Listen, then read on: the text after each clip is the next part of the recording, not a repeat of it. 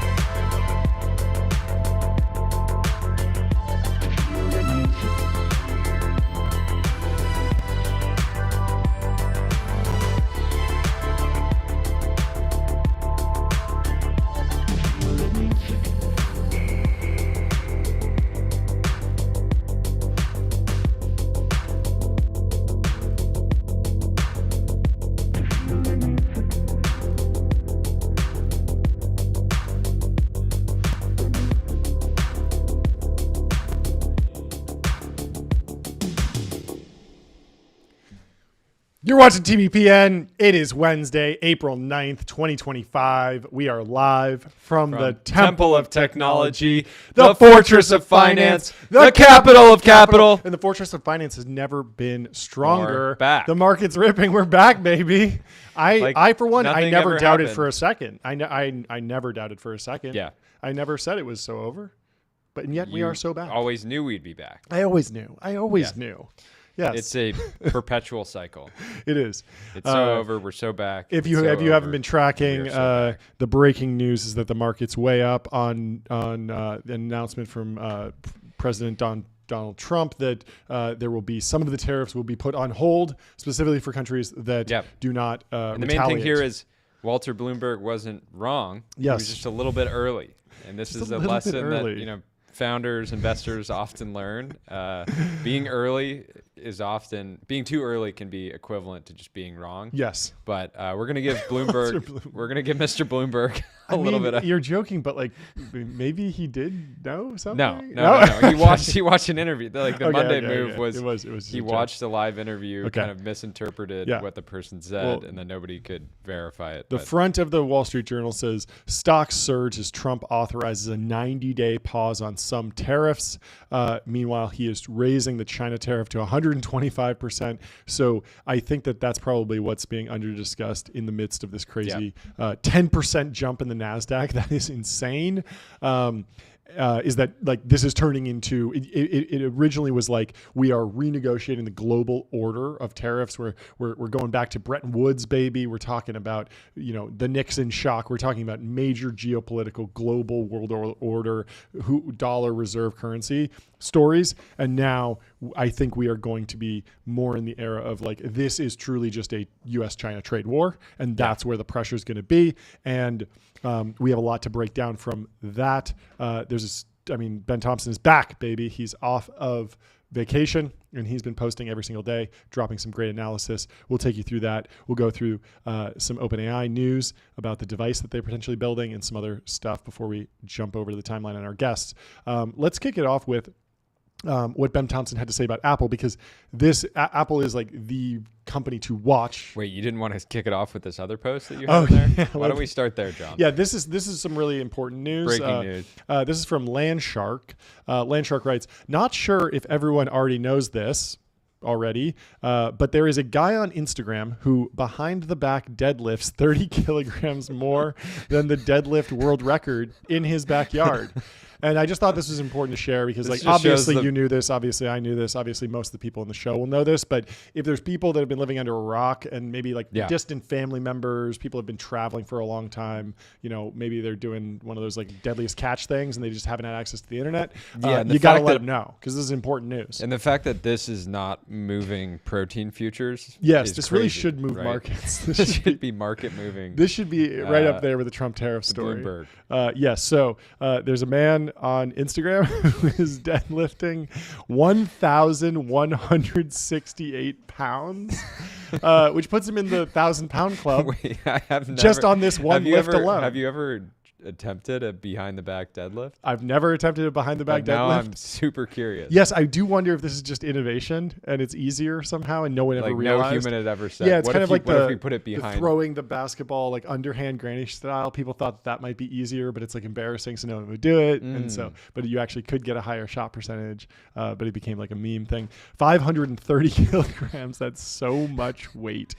You have to think throughout history, there were probably just random dudes out there breaking strength records all the time and just never they just were in their village just going through their regular workout routine, having a good day, breaking a world record. You Nobody look at the bar and it's like so many plates. It's like 10 plates or something. Yeah.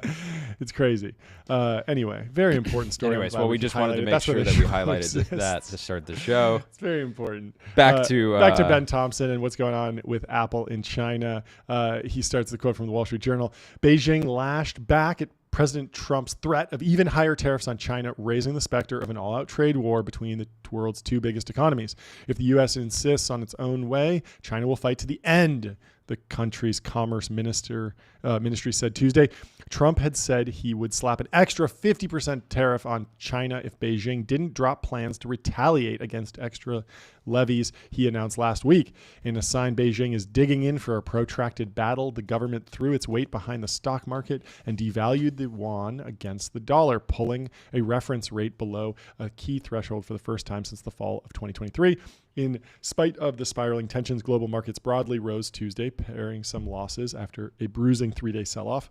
U.S. stock futures pointed higher after market whiplash Monday, ultimately left major indexes largely unchanged, giving investors some hope. The Trump administration signaled that it was open to discussing lower tariffs with Japan, Israel, and some other countries. Japanese stocks jumped after Tokyo named chief tariff negotiator, and Treasury Secretary Scott Bessent said the country would be prioritized in trade talks. And so we are now in the we're not quite at the Mar-a-Lago Accords, but we are certainly seeing some differential pressure. And the blanket tariffs, they did seem aggressive and because of course, like, there are lots of companies that I think have been taking tariffs with China seriously. Like the first Chinese tariffs came into effect during the Trump one, and I was thinking about that discussion with Keith Raboy. And Keith, there was this question about, like, you're obviously aligned with the administration and you're a good enough conversationalist, or you're good enough at arguing this stuff that potentially no matter what happens to any economic indicator, you can say it's good. You can say, interest rates went down. It's easier to buy a house. Interest rates went up. Well, you're earning more money when you give the government money. That's great. Oh, the stock market went down. Yeah, the stocks are cheaper. It's more encouragement to grind harder. Oh, the stocks go up. We're all richer. It's like, if you can just justify anything, it's like, how do we know if it's actually working? And my takeaway from the Trump 1 Chinese tariffs and the reevaluation of the U.S.-China relationship was that the changes that Trump made to the U.S.-China relationship, they stuck around during the Biden admin. And so I would call this, like, if to coin a phrase, Coogan's Law, I would call this eventually bipartisan. So when Trump does something, there is this natural reaction from the left wing to say it's bad, even if they don't know or they haven't really dug into it, or no one could know. Yet. And the same thing happens on the other side, where the Democrats do something and the Republicans, this is the worst thing ever, right? Yep. The real test is when the next administration comes in and is from the opposite side, if they're like, you know what, now that we've seen what happened with the China tariffs, like, we're good with them. And that's exactly what the Biden administration did. And they eventually went further with the chip bans and the CHIPS Act. And so when I think about like whatever you think about the first Trump administration, there were probably lots of things that everyone agrees with and some things that people disagree with. The reevaluation of the China relationship, that did just technically, regardless of what you think about it, it did technically become eventually bipartisan. Yeah. And so my question is, will these tariffs... To give Obama some credit, he was one of the first people to really start bringing up China as being a problem. Totally. Right? Yeah. So it's not like, Democrats historically just said China is a perfect sort of benevolent actor. Yeah. Yeah. There was this book, 100-Year Marathon.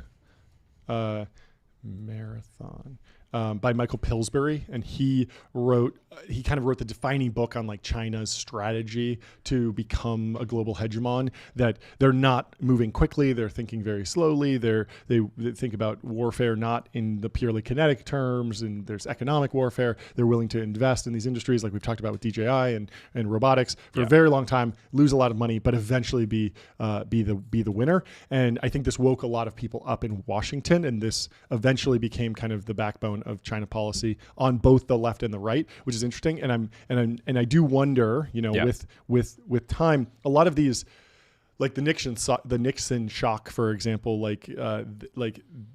the partisanship kind of evaporates over the years, and everyone kind of comes to a more like cohesive understanding of history, because you have more economic indicators, because you can see, what did the economy do over the next 10 years? Was that a good idea or not? And of course there's debate, but in general you can tell. And so it'll be very interesting to see how this evolves. Obviously things are changing very quickly, but that's why it's fun to do a daily show. And that's why I'm happy that we've positioned this show the way we have. Anyway, let's dig into Apple's China problem from Ben Thompson, Stratechery. He published this yesterday, Tuesday, April 8th. He says, it's obviously time to talk about Apple. This is not, as I highlighted, the worst case scenario. That would be war in Taiwan, which would not only abruptly end Apple's China supply chain, but also its Taiwanese one, and potentially Japan and South Korean ones as well. That is an existential risk to the country. I wonder how, there's this concept of it's 2028, right? The sort of year that our military leadership generally predict. It's 2027 or 2028. I believe it's 2028. Yep. I wonder what Apple's internal forecast is for a conflict in Taiwan, because they are the single entity with the most riding on that conflict. So Polymarket has it at 16%. Will China invade Taiwan in 2025? I hope that goes to zero. Like, it would be very bad for everyone. But there's a lot of cutting your nose to spite your face going on in the global economy these days. So anything is possible. But fortunately, that's not at 80%, which is great. A trade war with China is somewhat more manageable, although still very bad. Ben Thompson then goes through a report in the Wall Street Journal line by line. Apple plans to send more iPhones to the U.S. from India to offset the high cost of China tariffs. People familiar with the matter said the adjustments are a short-term stopgap while Apple attempts to win an exemption from President Trump's tariffs, which has happened before. And Tim Cook has, even though he has positioned the company not as a right-wing company in any way, he went to the original Trump 1 tech summit. He sat next to him. That was where the Tim Apple quote came from. And Tim Cook has been good about not aligning the company, not saying like, we are ride or die Biden, or we're coconut pilled here. He said, we're an American company. We, will work with any administration. And I think the fact that Tim Cook is willing to do deals, and he did that thing with where they quote unquote reshored the production of the Mac. I don't know if you remember this, but they opened, it was a plant in Texas that was kind of already working for Apple, and then they kind of reclassified some of the R&D and CapEx as we're really betting on America, but they let Trump come and cut a ribbon in front of this factory that was kind of already working, but it was a moment for the Trump administration. I don't remember that. So it was very much like an olive branch. We need to get some of those. For sure. Those American-made Macs. Yeah, for sure. I need an American-made Mac. And so I think Tim Cook, he's very quiet about politics, but I think he does understand how the game's played. He does understand how to do deals. He is a deals guy, and so is Trump. Should we play the video where he talks of the zen and art if of we're ready to go, I want to hear from Tim Cook about why he loves supply chain manufacturing, and then we'll dig into his strategy in China and how Apple is retooling things going forward. Manufacturing has always interested me because I'm very curious about how things are made. I like to go to factories and see how things are put together, how they're created. My degree is in industrial engineering, my undergraduate degree. And industrial engineering is essentially the study of people and machines and how the two working together can create things that they couldn't create on their own. And I've always viewed it, the supply chain piece of it, to be a bit of a piece of art when it was done correctly, because it's a symphony of Symphony. things are love coming that. together, of thousands of different components and parts coming together to create something. It really is probably the most complicated organism, or just like collection of human progress. Like the phone really distills everything from like the semiconductor is extremely complicated. You need the best and smallest and fastest and most energy efficient chips in the phone. The screens are the most advanced screens and the smallest. The batteries, like it really brings together everything. And you can see that I think the symphony analogy is fun. But he's clearly, I mean, I think he's really is being genuine there, even though it is kind of it's kind of a dry quote because it's talking about supply chain. But I think he really does feel that way. And it's his, like, Tim Cook is the reason that Apple is dominant in China, and the reason that Foxconn exists to the degree it does, and the reason that Apple has been able to grow and scale so much. He was the guy that Jobs brought in to fix the supply chain. He went over there, figured it out, and then scaled the business incredibly. And now he has a potential crisis on his hands, but I'm sure he's been tracking this for a decade now. And they've done. And we put up a poly market around the cost of the next iPhone. Oh yeah, and seeing basically whether they're going to pass costs on to consumers or eat the cost. Knowing Apple, they'll pass the cost on to consumers. Maybe, but again, when we talked about this with the shift to services revenue, increasingly, and we'll get into this with some of the Ben Thompson analysis. Increasingly, the amount of money that every year Apple makes more money from services than devices, like that mix is shifting. And so you could see a world where already you can subscribe to an iPhone. You can pay something like a couple $100 a month or something and get a new one every 6 but isn't that more months. You're effectively amortizing yes. But you could imagine it's like, okay, if you have a Apple phone plan and you have Apple TV and Apple News and Apple Health and Game Center, and you're spending, tons of money on, Roblox credits or something that are Candy paid. Crush. Candy Crush, yeah. You're a Candy Crush whale. It's like, we're making $10,000 off of you. We'll just give you a new phone, whatever. It doesn't matter. I don't know that they're actually there, but it is interesting to think about. So for all the criticism of Tim Cook, writes Ben Thompson, which has been mounting for years, including from yours truly, he's been throwing some shade. This is truly the opportunity for him to earn every dime from his paycheck in an attempt to preserve the viability of the Chinese supply chain that he built. He will certainly call back to his previous arguments. Massive tariffs on Apple products will do a lot of damage to an American company and give a big advantage to foreign ones, particularly Samsung. That worked during the first Trump term. The problem is that the other bullet point in Cook's tenure, one can certainly make the argument that Apple, more than any other any other company, is responsible for China's dominance in manufacturing. Like if China did not have Apple to ride the learning curve down, China would not be as dominant as they are, particularly when it comes to a high-tech componentry that the U.S. is so far behind it. Apple's response might be that, well, that's true. At least the company has been trying to diversify. And so they're trying to shift into other markets. They're trying to shift to India, Vietnam. Yep.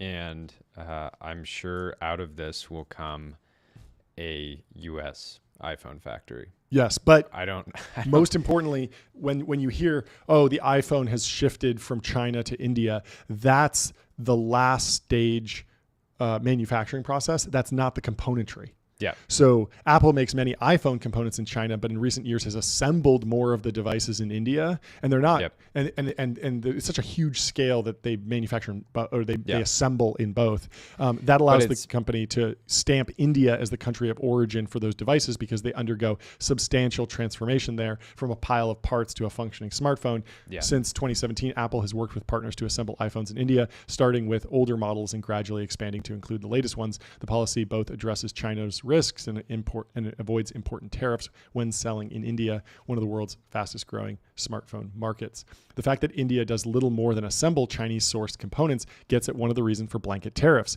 Chinese imports to the US have actually fallen over the last several years, but a lot of that is because of similar schemes to do final assembly in countries like Vietnam, Thailand, Mexico, or in this case, India. And that's the whole thing with what China does so well in places like Shenzhen where you walk across the street and there's like the world's largest, like button manufacturer. And then there's like an insanely scaled factory for just glass.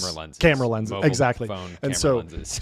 it's not enough to say, oh yeah, there's some cheap labor. Like, let's just put it together in India. Like, that's not really solving the problem, even though you get to write something different on the box. Yeah. I mean, Apple has two problems. Yeah. They have a China problem and they have a Trump problem. Yeah. Right. And they're going to need a really solving just the immediate Trump tariff problem does not fix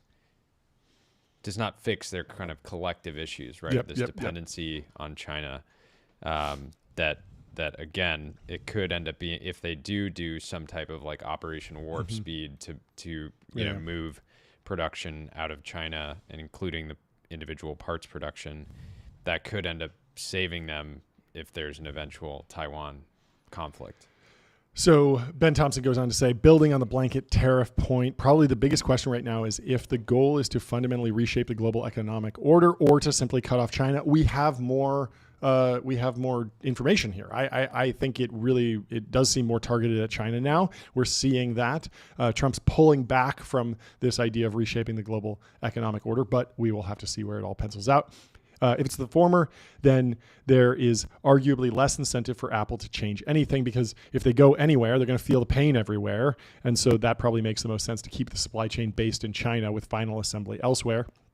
If it's the latter, however, then these final assembly shifts to other countries could be viewed as a positive. A company of Apple's scale doesn't shift its entire supply chain overnight. It shifts parts that are easier to shift, like final assembly, and that forms its own gravity for high value components. Indeed, this is exactly what happened in China. And so that idea of like economic gravity, like even if you just say, hey, we're going to do all the components in China and we're going to do final assembly in India, eventually you're going to be like, we ran out of buttons today. Is there, like, we would pay twice as much for a button that was just manufactured across the street. And then the natural market is going to just figure out that some entrepreneur in India is going to say, wait a minute, if I don't have to pay shipping costs and tariffs and all this other stuff, I should just set up a button manufacturer right here. And they'll do that for everything eventually, but it takes a long time. Pay the equivalent of 10 UFC pay-per-views to get Tim Cook to break down why making an iPhone in America makes no sense long term, right? Like basically saying like, okay, obviously sort of reorienting supply chains is like decade plus long initiative, but why wouldn't you be able to make an Apple, top of the line Apple mobile device with, great margins in the year 2040, right? Yeah. Assuming massive technological advancements in automation. I think the previous answer has been that even though Apple is absolutely massive, they just haven't had the money to, they would effectively have to build everything vertically integrated, right? So they would need to build every component. They would need to make that company happen because it doesn't exist in America. So they'd have to say, okay, now we are not just assembling iPhones with Foxconn or an Indian contractor. We are building our own Foxconn for assembly. And then we are also building our own camera lens manufacturer. And so how do we staff those? Well, we need to train people. So there's this massive investment there. The question is, Apple has produced over $1 trillion in cash over the last decade, right? Yeah. How much has China invested in this? Probably more, honestly. If you think about the investments that have gone in from the free market and from all the different economic incentives, because it's not just Apple that's pushing China to develop capacity around high-end technological componentry, right? It's also Huawei. It's also every Xiaomi, like every single company needs something that overlaps a little bit. So these companies that are built on the back of Apple, and Apple's maybe the biggest client, well, even if there's a company that doesn't do anything with Apple, their employees might slide over to an Apple-related supplier one day. So I think that gets back to that heart of that debate between Obama and Jobs about, hey, if we need 30,000 engineers, where is that the job of Apple or is that the job of the government? And the government couldn't do it. But could Apple have even done it if they tried? I have to imagine for $1 trillion you could do that, right? Like that's so much money per 30,000 per people. It cuts Apple's market cap. Oh, totally. It'd be extremely expensive. Who knows? It'd be it's basically like saying, hey, part of the reason it's nationalization at that point almost. Yeah, it's like, hey, this makes no sense to the shareholders. It does not maximize shareholder value. Instead, it is just something that like we think is generally good for America, but they haven't had an incentive for that because Apple is not responsible to America. They're responsible to their shareholders, and their shareholders are some Americans, but some international folks. That's the nature of being a global company. While the iPhone got less attention than usual at its launch event, by far the greatest amount of time was spent on its camera, and for good reason. Review after review has lauded the iPhone 6 camera as possibly the best iPhone camera ever.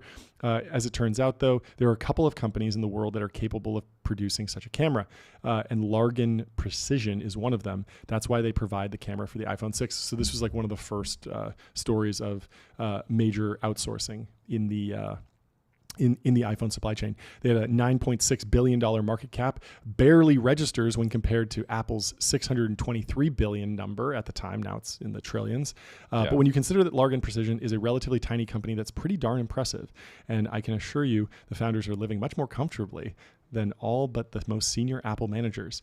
Moreover, that it's not far off from Foxconn, who actually builds the iPhone. Their market cap is only 5x greater than the maker of a single component. And so really owning a single piece of the supply chain in the iPhone supply chain, incredibly lucrative. So 7 years later, Largan Precision was under threat, along with a host of other non-Chinese suppliers.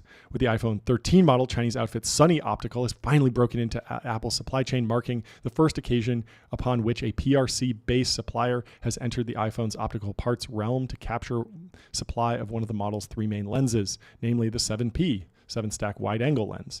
Largan Precision is probably a bad example, writes Ben Thompson. They are the best in the world and have bounced back to take more iPhone share, while Sunny Optical fell off, although they may be back later this year. What is more pertinent... By the way, Largan Precision, by the way, is a $240 billion market cap now company. Wow. I mean, everyone has 3 cameras now. Like it's not just everyone has a camera. I'm sure they make... all sorts of stuff. I'm sure they make a bunch of other components for other cell phone manufacturers and other device manufacturers. Ben Thompson writes, there's one fly in this ointment that is worth noting. A big reason why those Chinese component suppliers got off the ground is because of Apple not just giving them a buyer, but also investing heavily in R&D on their behalf in an attempt to undercut the power of companies like Largan Precision. That's controversial. Absolute dog. Like I'll throw you some bones on the R&D side. Let's get it going. Anyway, so Apple in the short term, there is news from the Times of India that Apple transported 5 planes full of iPhones and other products from India to the U.S. in just 3 days during the final week of March. The urgent shipments, which were made to avoid a new 10% reciprocal tariff imposed by President Donald Trump, took effect on April 5th. Sources said that Apple currently has no plans to increase retail prices in India or other markets despite the tariffs. To mitigate the impact, the company rapidly moved inventory from manufacturing centers in India and China to the U.S. And this was something that happened like all over the place. There's reports of car companies, just Lamborghini, put every Lamborghini on a boat, get it to America. We don't want to pay a tariff. I imagine there were even more planes flying from China over the last few days. And I wouldn't be surprised. To be clear, a lot of these companies were predicting the tariffs and had still been trying to get in front of them, right? Just, basically over ordering against what they would normally do. To that end, I would imagine that Apple is going to try to hold the line on pricing in the U.S. for as long as it can. For the iPhone specifically, I wouldn't expect any changes until the next iPhone launch in September. While Apple has changed prices mid-cycle in countries facing significant currency changes, they have studiously tried to avoid that in the U.S. market, which has the added risk of angering President Trump, even as the company will be seeking some sort of exemption. Obviously, if people are complaining about the prices of iPhones, Trump's not going to like that. And so he's been documenting for several years now how Apple has actually been cutting iPhone prices in real terms, in inflation-adjusted terms. And we've seen the 2-year-old iPhone went from $499 to $111, and the iPhone Pro Max, the top of the line one, went from $1,100 down to $900. And so they have been reducing prices. And again, I think that's driven by the increased value Software that they side. get from software. Yeah. And so this And is from people losing their AirPods. I mean, they are monetizing in so many other ways of the Apple ecosystem. My average Apple order is Yep. so funny. I walk in and I go, yeah, I just want 5 sets of your wired earphones. They're like, they bring them out and they're like, you're sure you want these? I'm like, yes. It's ridiculous. One for every one for the car, Yep, bag, yep. desk, et cetera, et cetera. Yeah, I'm getting extremely close to just throwing away every Sonos product and going with the Apple speakers, because I just know that they will. I don't know if they'll sound better. I don't know if they'll work it better, but they can't work worse than Sonos. Sonos is truly terrible. Sonos, you may as well just hire live musicians and just schedule them to come. They'll be more reliable. I think of the Sonos app as like a meditation app, because you click it and it just blank screen for like 5 minutes, and it just gives you a second to like reset and be like, okay, clearing my mind. Nothing's coming in, because it's just a blank screen for 5 minutes before you put on a single song. It's a good reminder. It's getting worse by the day. I was expecting it to Brutal. get better. I thought they just rolled it back. Anyway, let's go to text complement risk. This is Ben Thompson's big takeaway. He says, whatever a disaster this is for Apple or for tech generally, he wants to go back to what he wrote last fall. Apple could not only not manufacture an iPhone in the US because of cost, it also can't do so because of capability. The capability is downstream of an ecosystem that has developed in Asia and a long learning curve that China has traveled and that the US has abandoned. Ultimately, though, the benefit to Apple has been profound. The company has the best supply chain in the world centered in China. That gives it the capability to build computers on an unimaginable scale with maximum quality and for not that much money at all. It is crazy. China got this doesn't new really- Apple. It's a fantastic computer. And works great. And it was dirt cheap. They don't get much credit for being the backbone of what people love about Apple. Oh, yeah. Which is just fantastic, Reliability. reliable devices. Like, I mean, you buy a car and it's like there's a lemon law, you know? Yeah. like you could just get a car where it's like, oh, the engine doesn't work, and that's a thing. Like, I've never even talked to someone who's like, oh yeah, my Apple, like my Mac, like the hard drive didn't work when I got it. Like, it just doesn't happen. It's always 100% perfect every time. It's crazy. The benefit is extended to every tech Tim company. cooked. He has cooked. He has cooked over several decades. Whether they make their own hardware or not. It is fascinating though. So when Buffett really started dumping Apple, Tim Cook, like that was like that one must have hurt for Tim, because Tim was starting to realize that he was a little bit cooked, and Buffett knew too, right? He was just like, he could kind of see the writing on the wall. Trump presidency, loves tariffs. Apple, it's not good. Apple not being able to move their supply chain without trillions of dollars of investment. Yep. Tim just sitting there being like, well, I'm going to give Apple Intelligence a good shot here. So he concludes, to that end, the risk for tech is that tariffs specifically and Trump's approach to trade generally do more damage to the golden goose than expected. More expensive hardware ultimately constricts the market for software. Tariffs in violation of agreements like the ITA give the opening for other countries to impose levies on their own, and the U.S. tech companies could very well be popular targets. Yeah, I mean, I was thinking about, so there's this whole idea that like if you bring down the cost of hardware, all software needs to run on hardware. Every app company, every software company that we know and love, like Uber only exists because the iPhone got so cheap that everyone got one, right? And you think about, it's very easy to say like, oh, well, like everyone kind of has an iPhone. They don't really need to upgrade. If prices go up by 30%, you just upgrade every 4 years instead of 3 years. It's not that big of a deal. But what about for the next platforms? We've talked about drones and humanoid robotics, but even VR, like the current Apple Vision Pro, great product, super expensive. I think like I bought like a max spec one and it was like almost $5,000. Yeah. And you add tariffs on top of that, you're just going to be fighting tooth and nail to drive that down. John Carmack, when he was at Meta, said that he wanted to get to a hardware device for VR that was 100 grams, so extremely light, like the Big Screen Beyond. The Big Screen Beyond, that's 100 grams, but it's like $1,000. The Meta Quest has been down in like the $300 to $400 range, but still nowhere near $100. Carmack wants to get 100 grams, $100, because at that price, like everyone has one. It's like glasses. It's like glasses. Sunglasses. Yeah, the sunglasses. The install base gets so big that developers can say, yeah, there are 100 million Americans with these out there, and if I can make a breakthrough app, I'll make a lot of money. Whereas that's just not the case, and that does get very, very difficult if you see that there's just no way to manufacture new hardware devices cheaply.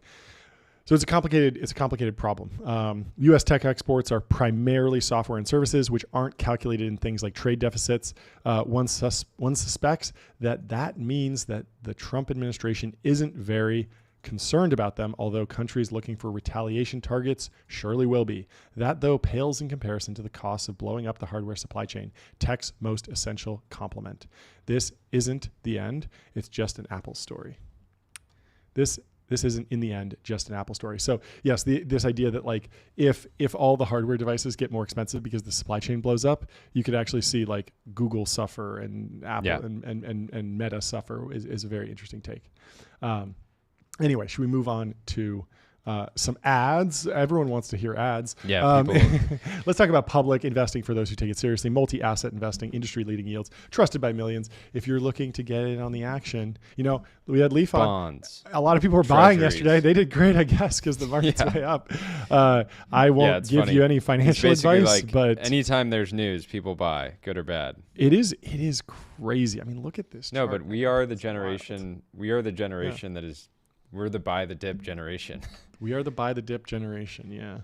We're someday all going to be, 90 years old, and our younger members of our family will be like, Grandpa, like, don't buy the dip. Like, I think you're really built for T-bills at this point. You're like, I'm buying the dips. No. You know how they used to say, like, you should have a mix of stock and bonds, and the percentage of bonds should be your age. So if you're 30, you should be 30% bonds, 70% stocks. And then if you're like 80, you should be 80% bonds, 20% stocks. Like our version of that is going to be like, you should be, if you're 80, you should be 80% like levered long Bitcoin and 20% NFTs. Packy had a good line, a post from earlier. He said, like, the proper hedge right now is just to buy, like, just basically go for Democrats on Polymarket. The markets aren't even up, Packy. Polymarket doesn't do midterms yet, but they will in a year. Will. Probably do like county level stuff.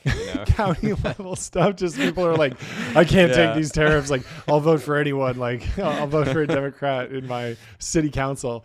That's hilarious. Anyway, Ben Thompson's clearly reflecting on this a lot. This is his third post of the week. He also did this interesting thing where he thought that his Monday post was a little bit too casual, so he made that more of an update. Put it behind a paywall. Then he posted a new front page article, breaking a bunch of his rules. He says, "Don't post more than one front page article a week." Well, it's a special week, so he's posting two. And he starts with he's fired up. He was on vacation. And it's super important to him. I mean, it affects tech super deeply. It affects China, Taiwan, America, all the places that he's involved with. It's fascinating. So he starts by kicking it off with Professor Clayton Christensen, who coined the term disruption. Little minor coinage. I love it. In a seminal paper called Disruptive Technologies Catching the Wave. And of course, The Innovator's Dilemma, which we've talked about a lot. His most concise summary comes from this, and we'll give you a little refresher. Yeah, I can read it. So disruption describes a process whereby a smaller company with fewer resources is able to successfully challenge established incumbent businesses. Specifically, as incumbents focus on improving their products and services for their most demanding and usually most profitable customers, they exceed the needs of some segments and ignore the needs of others.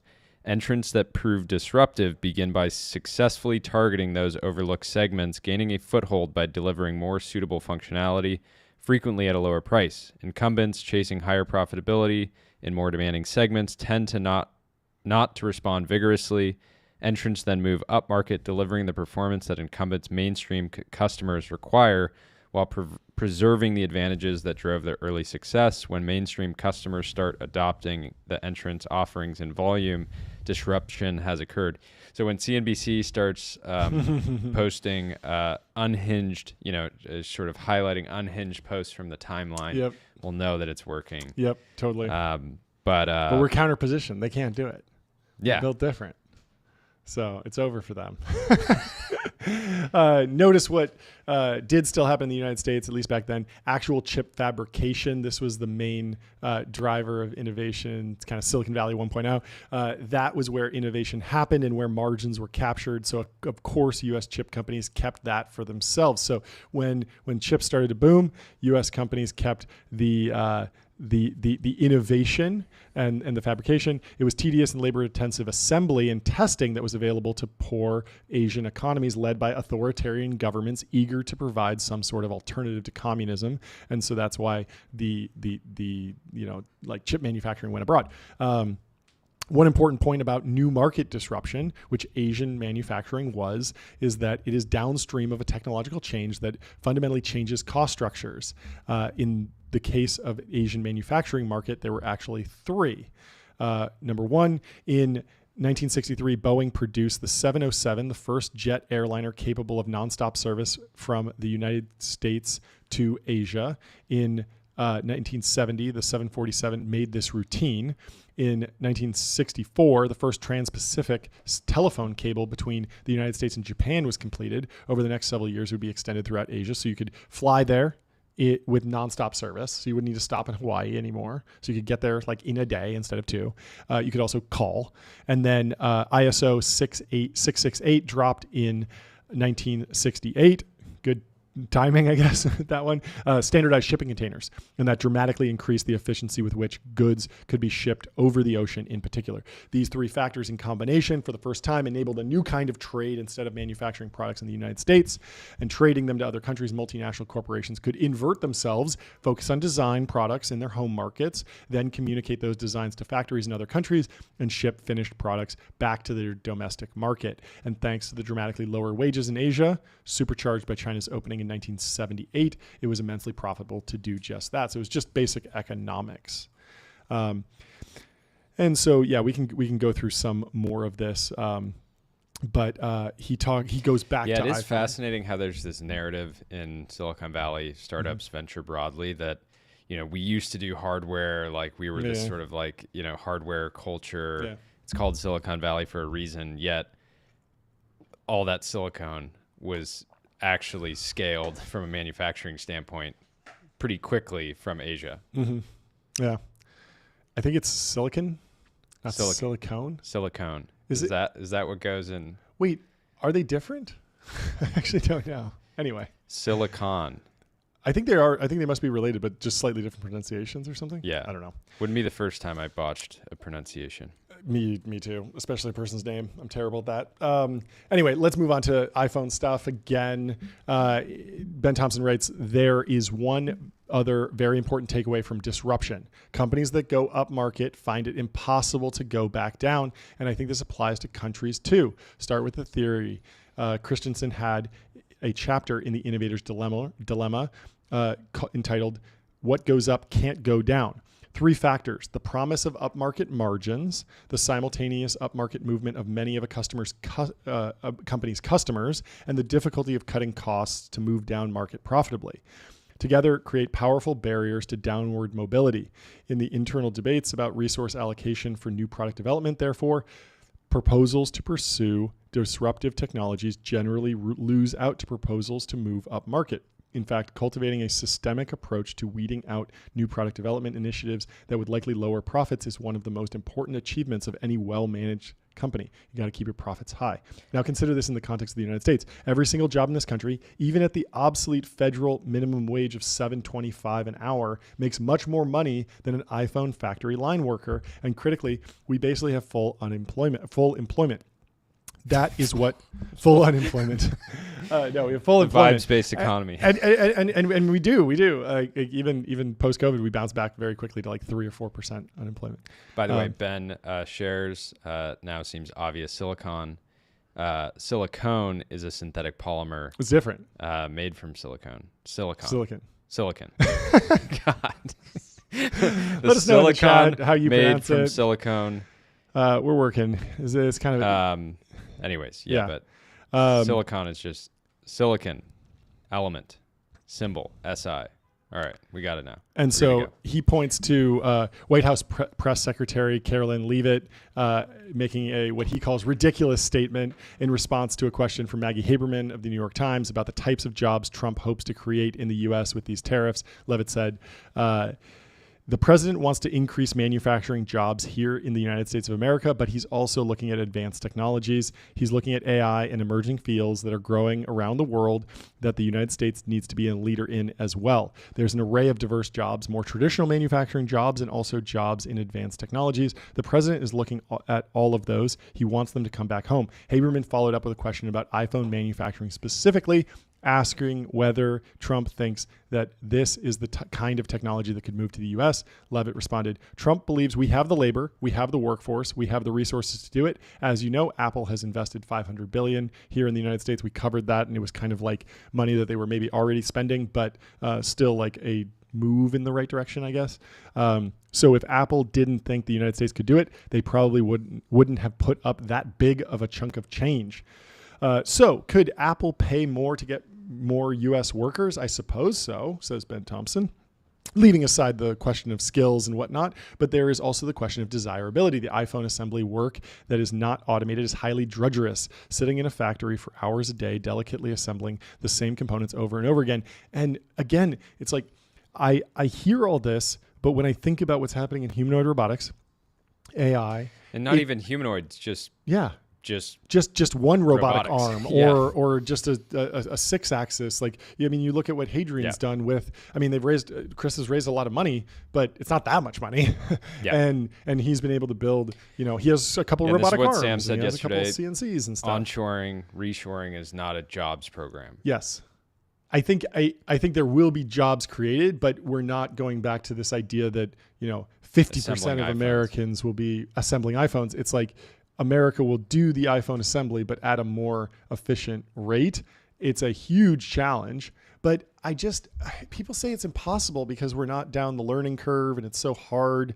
But when I think about, like, in the same way that China took R&D materials from Apple willingly and sometimes unwillingly, a lot of that strategy should be able to be ported back. Like, Apple probably knows at a very, very high level of detail how Foxconn assembles an iPhone, right? Yeah. They can tour the floor. They probably have badges. They can walk around. They can just see the stuff. They probably have plans. They probably have all this stuff. So if they really wanted to build a Foxconn clone, also knows how to make an iPhone. Yeah. True, and they do for other companies. So it's quite a standout. Yes. But like, just this idea of Foxconn is an amazing lights out factory. It has so many interesting, amazing things that are really hard to copy. But at the end of the day, it is just a building with a bunch of machines and people inside. And if you get the right machines and you tell them what to do and you have the right code, like, you should be able to copy it. And then there's the question of, at what point does the labor ratio to automation ratio flip where it is competitive at all in the United States and is a 45% or 100% tariff or a 200% tariff or a 400% tariff enough to offset that? Yeah. It doesn't seem impossible to me. It doesn't seem impossible that America could wind up developing automated manufacturing capacity that could assemble an iPhone with robotic arms and 3-axis, different pick and place things. things. The question is really, really hard, but it seems possible. I don't know. Clearly, it's one of those things. Clearly, Apple doesn't want to do it. Yeah. Clearly, it's not in the immediate and direct benefit of the shareholders to do it. Yep. At the same time, the China supply chain is this massive, massive, massive risk to the business. Yep. That will also impact their market cap over time if they just don't actually address it and don't try to.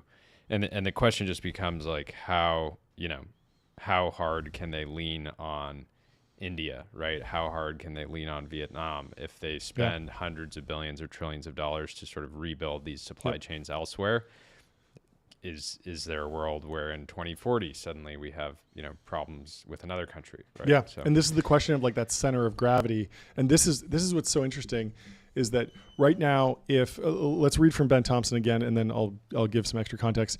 At the same time, it is important to note that this drudgerous final assembly work, the stuff that can't be done for $7 an hour, it's a $3 an hour job or something like that, is a center of gravity for the components that actually need to be assembled. And these parts are all of significantly higher value and far more likely to be produced through automation. And so there's this question of like, if Apple goes to India, you might get the component manufacturers popping up in India, and then we haven't reshored that stuff, even though that's higher value and more automatable.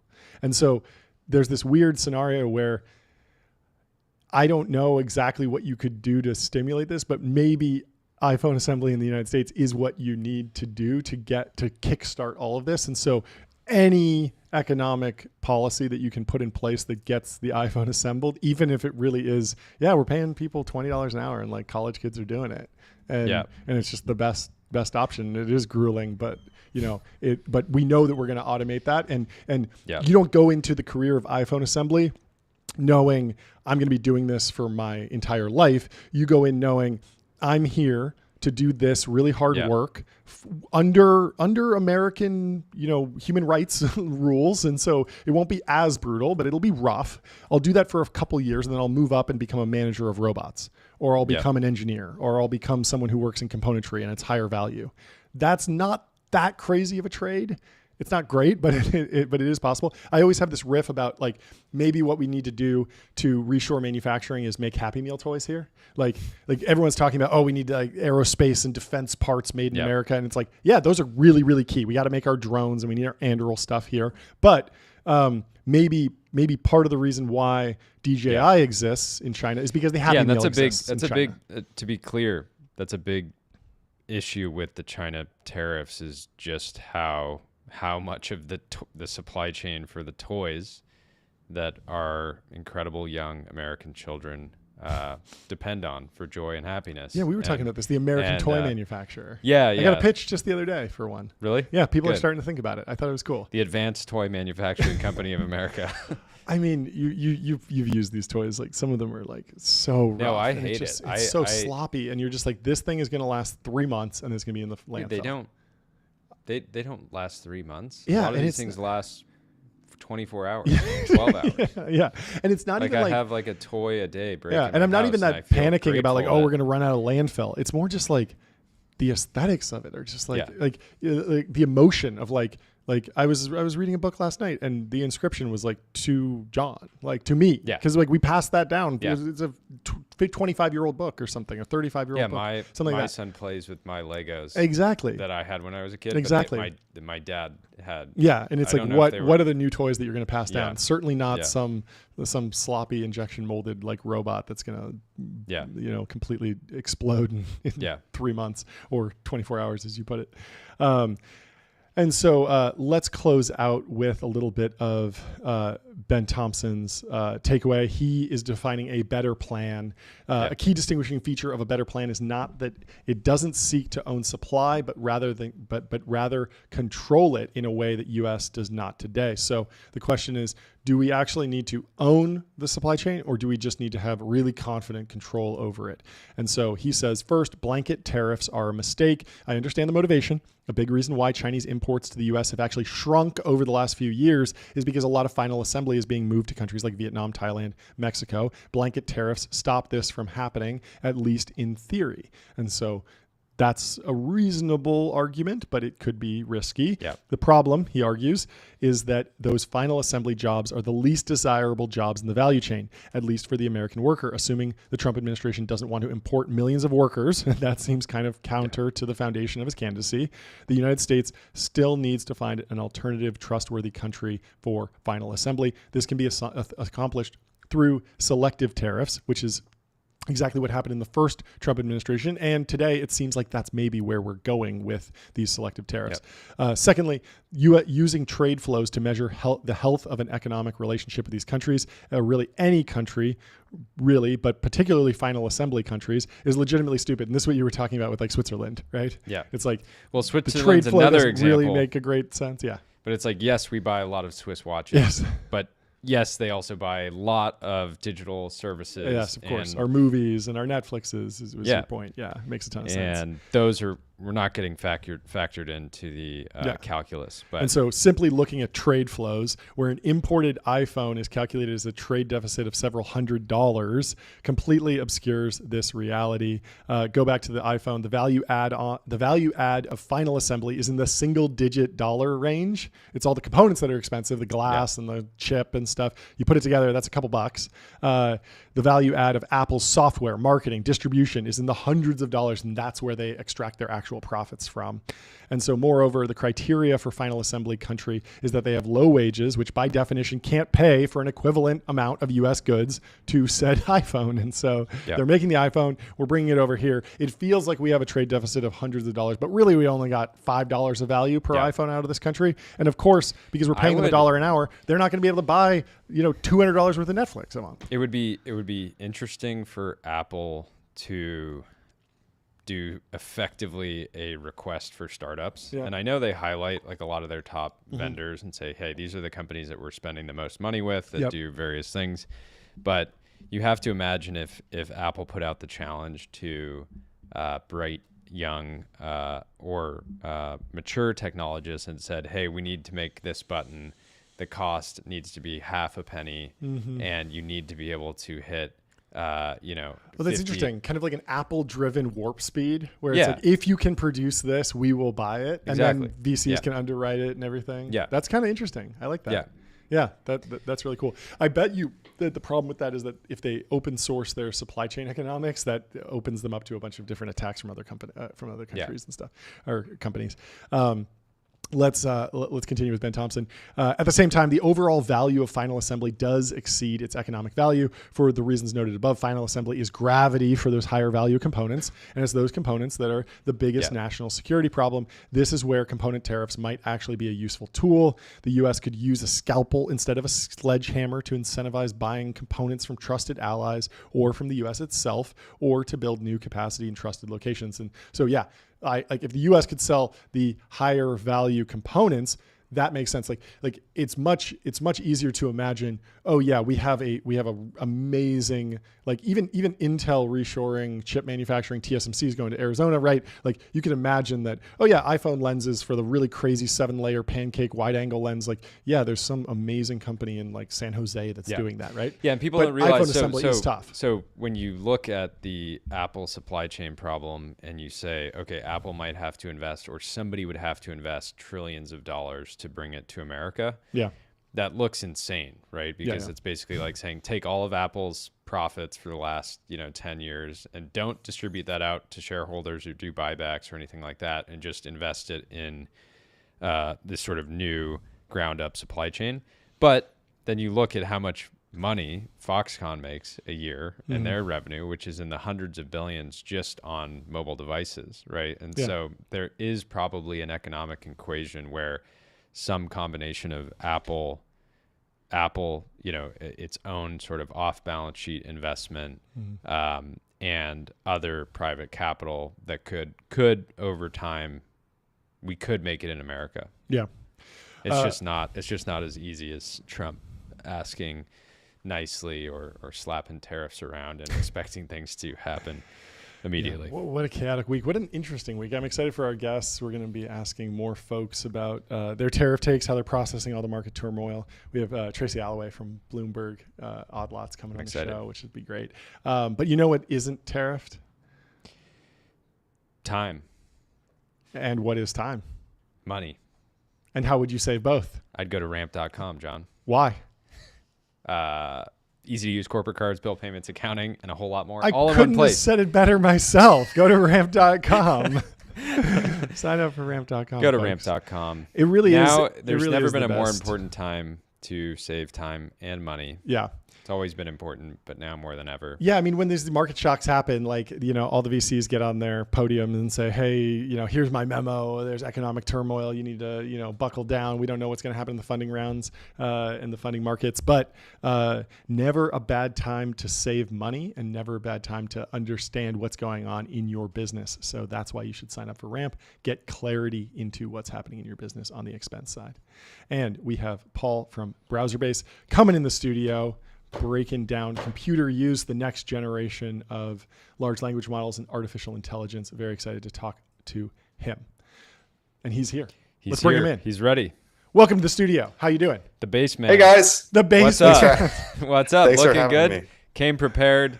Looking fantastic. Looking sharp. You know, do you wear This that is the every big day? leagues. You gotta dress up to impress. So yeah. You Dude, said I it was love quarterly earning this. report? Is this a green screen background or whatever? No, this is a live view. No, We're I'm in the kidding. pit. Oh, People okay. are right working. here. People There are we grinding. go. I like it. I love like the it. whiteboard. I Yeah. love the whiteboard action in the back. It's fantastic. Amazing. Oh, Hopefully- somebody's actively whiteboarding Some something. That's great. integrals. Yeah, it's math. Nice. Yeah, why do you got a human doing that? Can't you just wire up one of these computer use tools to do it for Well, you? that's all in the cloud. It's all in the cloud, This is okay. in real life. But, Yeah, you we need have to analog computers stuff every running, once in a while. Hundreds of engineers running in the cloud right now. Fantastic. Yeah, those are just paid actors. Yeah, in the background. actors. Anyway, can you introduce yourself, the company, kind of what you do for everyone? Yeah. Hey, everybody. I'm Paul, founder of BrowserBase. We power web browsing capabilities for AI agents and AI apps. So we're kind of building like a web browser for AI. Basically, we think the future of software is software going to have to go out and do work on your behalf. But a lot of the work that we do is in a web browser on a website. So if we want AI to do work on our behalf, we're going to have a AI use a web browser, and we provide that web browser. Now, we mostly sell to developers, people who are building these cutting edge AI features and applications, and they integrate our AI web browser into their applications to give them superpowers. What that might be is like going out to 1,000 websites and finding the right screw for your procurement team, or maybe it's going out and booking demos to help, figure out what your customers are doing, or, trying to automate all the tedious work that people have to do every single day. We do that with BrowserBase. I want to talk about MCP, APIs, and kind of the future of how agents and LLMs will interface with the internet. There was a meme for a while that was just like the front end is the API. Just get good at web scraping because the API might change, but the front end is going to stick around for much longer. And so if you can be really dynamic there, and I always wondered about, are APIs just kind of going to go away as LLMs get better and agents get better at computer use? What's your take on how we will see companies make their content or their websites available to LLMs going forward? Yeah, we really believe that computers are going to be just as good at people at browsing the web. And for a very long time, there's still going to be humans using the web, doing the same tasks they do every single day. So why do we have to rebuild the internet for AI when AI can use the web the same way people do? So there's certainly going to still be APIs and MCP servers, especially for high volume stuff. If you're booking a flight, you probably should do that through the Delta MCP server, not through a website, because that's just not the efficient way to do it. But when we talk to companies that are not the cutting edge companies like our customers like Perplexity, but more cutting edge companies that are old school, been around for a long time, there's a lot of websites that aren't going to have MCP servers. The Nigerian immigration form won't have an MCP server for a long time. And AI needs to automate that just as much as to automate kind of the more high volume tasks. So we view the browser as kind of really the most primitive MCP server that can work on every single website without having to have, first party integrations. Can you talk about how you thought about the opportunity early on? Because I imagine you've made a tremendous amount of progress, raised a bunch of money, working with some of the most important companies in the space. But early on, I imagine some people would have said, "Hey, like browser automation software has existed before. Like we don't think the market's that big." And clearly, you didn't agree with them. And I'd love to hear you kind of speak to why you understood the opportunity is so much bigger than people might have originally thought. Well, yeah, there's a lot there. I mean, frankly, I just love this browser automation stuff. If it wasn't, as popular as it is, I still would be doing it because I just love the stack. I love the problem. It's really interesting to me. Kind of, it touches on the programming I did when I was a developer starting out, which was, how can I automate something and help my life and make things easier for me? And that often was, interacting with websites on my behalf. So there's a bit of luck there because I just love the space. Now, I'll reference one of our angel investors, Jeff Lawson, the founder of Twilio. When he was starting Twilio, people were saying, well, SMS is going to go away. Like, why would you build a company around SMS? And his point was that it's a very long bridge. I think it's the same thing here with browser automation, is that, sure, when we have Neuralink and all of our brains are talking to each other, software is going to be a lot different. But I think we have a really long time until software, especially software on the web, goes away.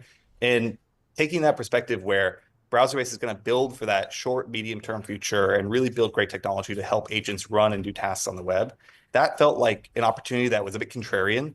And, when you're contrarian, you find alpha. And that's what we've done at browser-based. And as you can see today, the public markets are reacting. After our Q1 results, triple Q up 10%. I don't know what happened. But I think they may have gotten wind of what's happening at browser-based and have really corrected accordingly.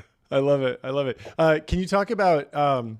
You said you sell to developers. Obviously, Perplexity, it sounds like, is a client and a very large company. Do you have kind of self-serve offering where someone can just kind of start import this in one line and start to get hacking? And kind of how do you see the market developing from like prosumer, just some no-code developer is going to be using a browser-based like product, or you're going to be under the hood maybe, to someone who's building a business on top of browser-based? Yeah, for us, you could get started self-serve. You can sign up. There's a free plan. You can upgrade accordingly. And then, as you get to a certain volume, we want to give you pricing that's right for your use case. So there is more of a contact sales option longer term. Yeah. But, what we think about most is our business model. We're a consumption-based business model, which means that we only win if you build something that's successful. So our incentives are very much aligned with helping our customers actually build applications that use browsers a lot, that are used by lots of customers. And a lot of my job as founder and CEO is going out and helping our customers really think about how can they use AI in the best way to help impact their users, because you can kind of map one-to-one the browser hours they're using on browser-based to the time that they're saving for people. And we get really excited seeing that number chart up every single month, because that means there's hundreds of thousands of hours that are being saved by people instead using browser-based. How do you... Was deep research the Studio Ghibli moment for agents, or is there one on the horizon in your view? It feels like, we've talked about this on the show over the last year. There's been a lot of, we were at YC Demo Day. There was a lot of like AI agent infrastructure companies. I don't remember getting pitched that many individual AI agents, but it does feel like as the underlying tech gets better and people figure out how to actually build quality agents, that will flip at some point. But I'm curious, do you think that agents are even priced into the market yet? I imagine you're seeing a lot of stuff in using browser-based that isn't really in the public domain yet. Mm-hmm. Yeah, it's interesting because I really like to think about the vastness of our customers. Like, sure, we have cutting edge companies, but we also have a 55-year-old dairy trucking company in the middle of America. And they hadn't hired a single engineer in all 55 years, but then they hired one, and the first thing they got was browser-based to automate, hey, how do we know what the gas prices are along this route? Previously, like an ops person calculating all the gas prices, and they're like, oh, maybe we can hire an engineer to make this easier with AI. So it's certainly, AI has escaped Silicon Valley, and every company in the world is thinking about how to use it. And thankfully, browser-based, since it's pretty easy to get integrated and get started with, we have a framework called Stagehand, which makes it easy to tell AI how to control a browser. Stagehand team behind me. Those guys, it's much easier to on-ramp to use AI. So we really try and think about, you don't have to know what the cutting-edge models are. You have to keep up with the research. If you're using browser-based, we try and bring it all to you. In terms of it being priced in, I think there's a lot of people who maybe moved a little too early to AI agents. I think the Klarna story is a really good use case here, where they went all in on AI agents. They threw away all the software, and then I think they had to walk that back a little bit. So it's still early days for agents, and a lot of that's limited by great infrastructure. And we think that if we can build good infrastructure that works best with the models, it can really help ease adoption. How do you... everybody's been really worried about AI agents and their sort of potential to be used in nefarious ways. So releasing agents across the web that are just effectively spamming people. Is that worry you at all? I'm sure you can see if somebody's using browser-based in a nefarious way, you can kind of identify it quickly and eliminate access. But I feel like people have been just worried about this idea of AI spam, but it hasn't seemingly had... It isn't so prevalent yet that we're in a crisis. Yeah, the only place that I've seen it is LinkedIn, and we just disable LinkedIn on browser base. It's just not a business that we work with, and we So think the funny. LinkedIn, everyone at my LinkedIn inbox is crazy. It's just something we don't want to contribute to. For us, we Thank you. really want to think about like how can browser base be an arbiter of good bots long term. I think there's Yeah. this cat and mouse game, and anti-bot blocks all bots, but there are good bots and bad bots, and we're in Yeah. this really great position where we can actually be advocates for our customers that can talk about how so-and-so customer has 20,000 employees on Workday and the Workday APIs aren't really cutting it for them. And this is why they're using browser-based to automate it and build that relationship. That's why in our last round, we brought on Okta Ventures as an investor, the founders of Clerk, the founders of Stitch, the founders of WorkOS. These are people who are really thinking about authentication. And my view is that the anti-bot problem is probably solved at the authentication layer. Yeah. Anti-bot is just proof of personhood, right? So if an agent can log in on your behalf, that's going to be really good to match their actions to the person that they're saying they're acting on behalf of, and hopefully match the rate limits there accordingly. Can you talk a little bit about the Llama evals for Llama 4? I saw that I believe someone from your team posted that they had done some kind of, I don't even know how you describe it, like private evals, stuff that you guys just look at directly. And how do you build that stack up? What are you actually testing for? And then what are your vibes around Llama 4? Yeah, so what we did over the weekend, of course, whenever something comes out, we want to move quick and try it out. We're all engineers here. I'm an engineer, and I love to try and play with new models. And with Stagehand, you can kind of imagine it like a Vercel AI SDK just for building what's called a web agent or an agent that browses the web.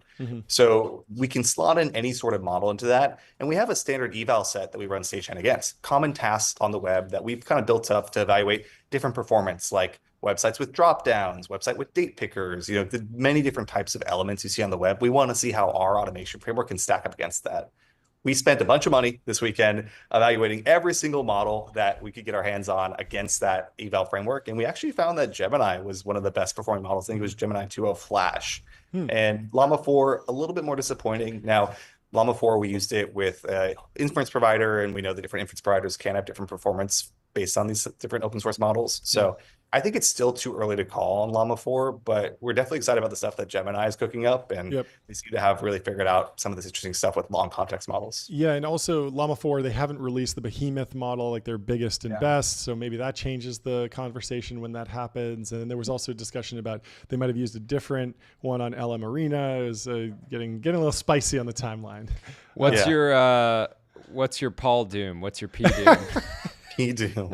And specifically, I'm curious how you reacted to AI 2027, because I just want to go out and say, like, if any of AI 2027 becomes true, I hope that you'll turn into a defense tech company really quickly and help unleash an army of good browser-based agents to protect fighting humanity. on our behalf. But I'm fight the good fight. Yeah, exactly. Yeah. In terms of P Doom, my Paul Doom right now, very low.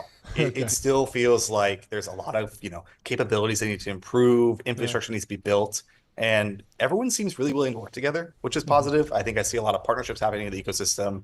For us, BrowserBase will be a partnerships company. We need to work with the Cloudflares of the world, but also the OpenAIs, the labs. When computers came out, we were able to launch alongside OpenAI and kind of get early access to that model and give them feedback. So it certainly seems like everyone is being collaborative to solve these problems. I mean, we'll see what tariffs do to model prices. I don't know if that comes down one of these days, right? We'll see. But in terms of what's going to happen in the future, it's still too early to really tell, but I'm feeling pretty confident. I was going to say, what are use cases that you want to see more of? Like maybe you see it happening on browser-based today, like the example of a dairy company like trying to more strategically route their, basically like manage their logistics to drive down costs is cool and sort of random. But I'm curious if there's other areas where you think there should be more people building these sort of browser use type experiences.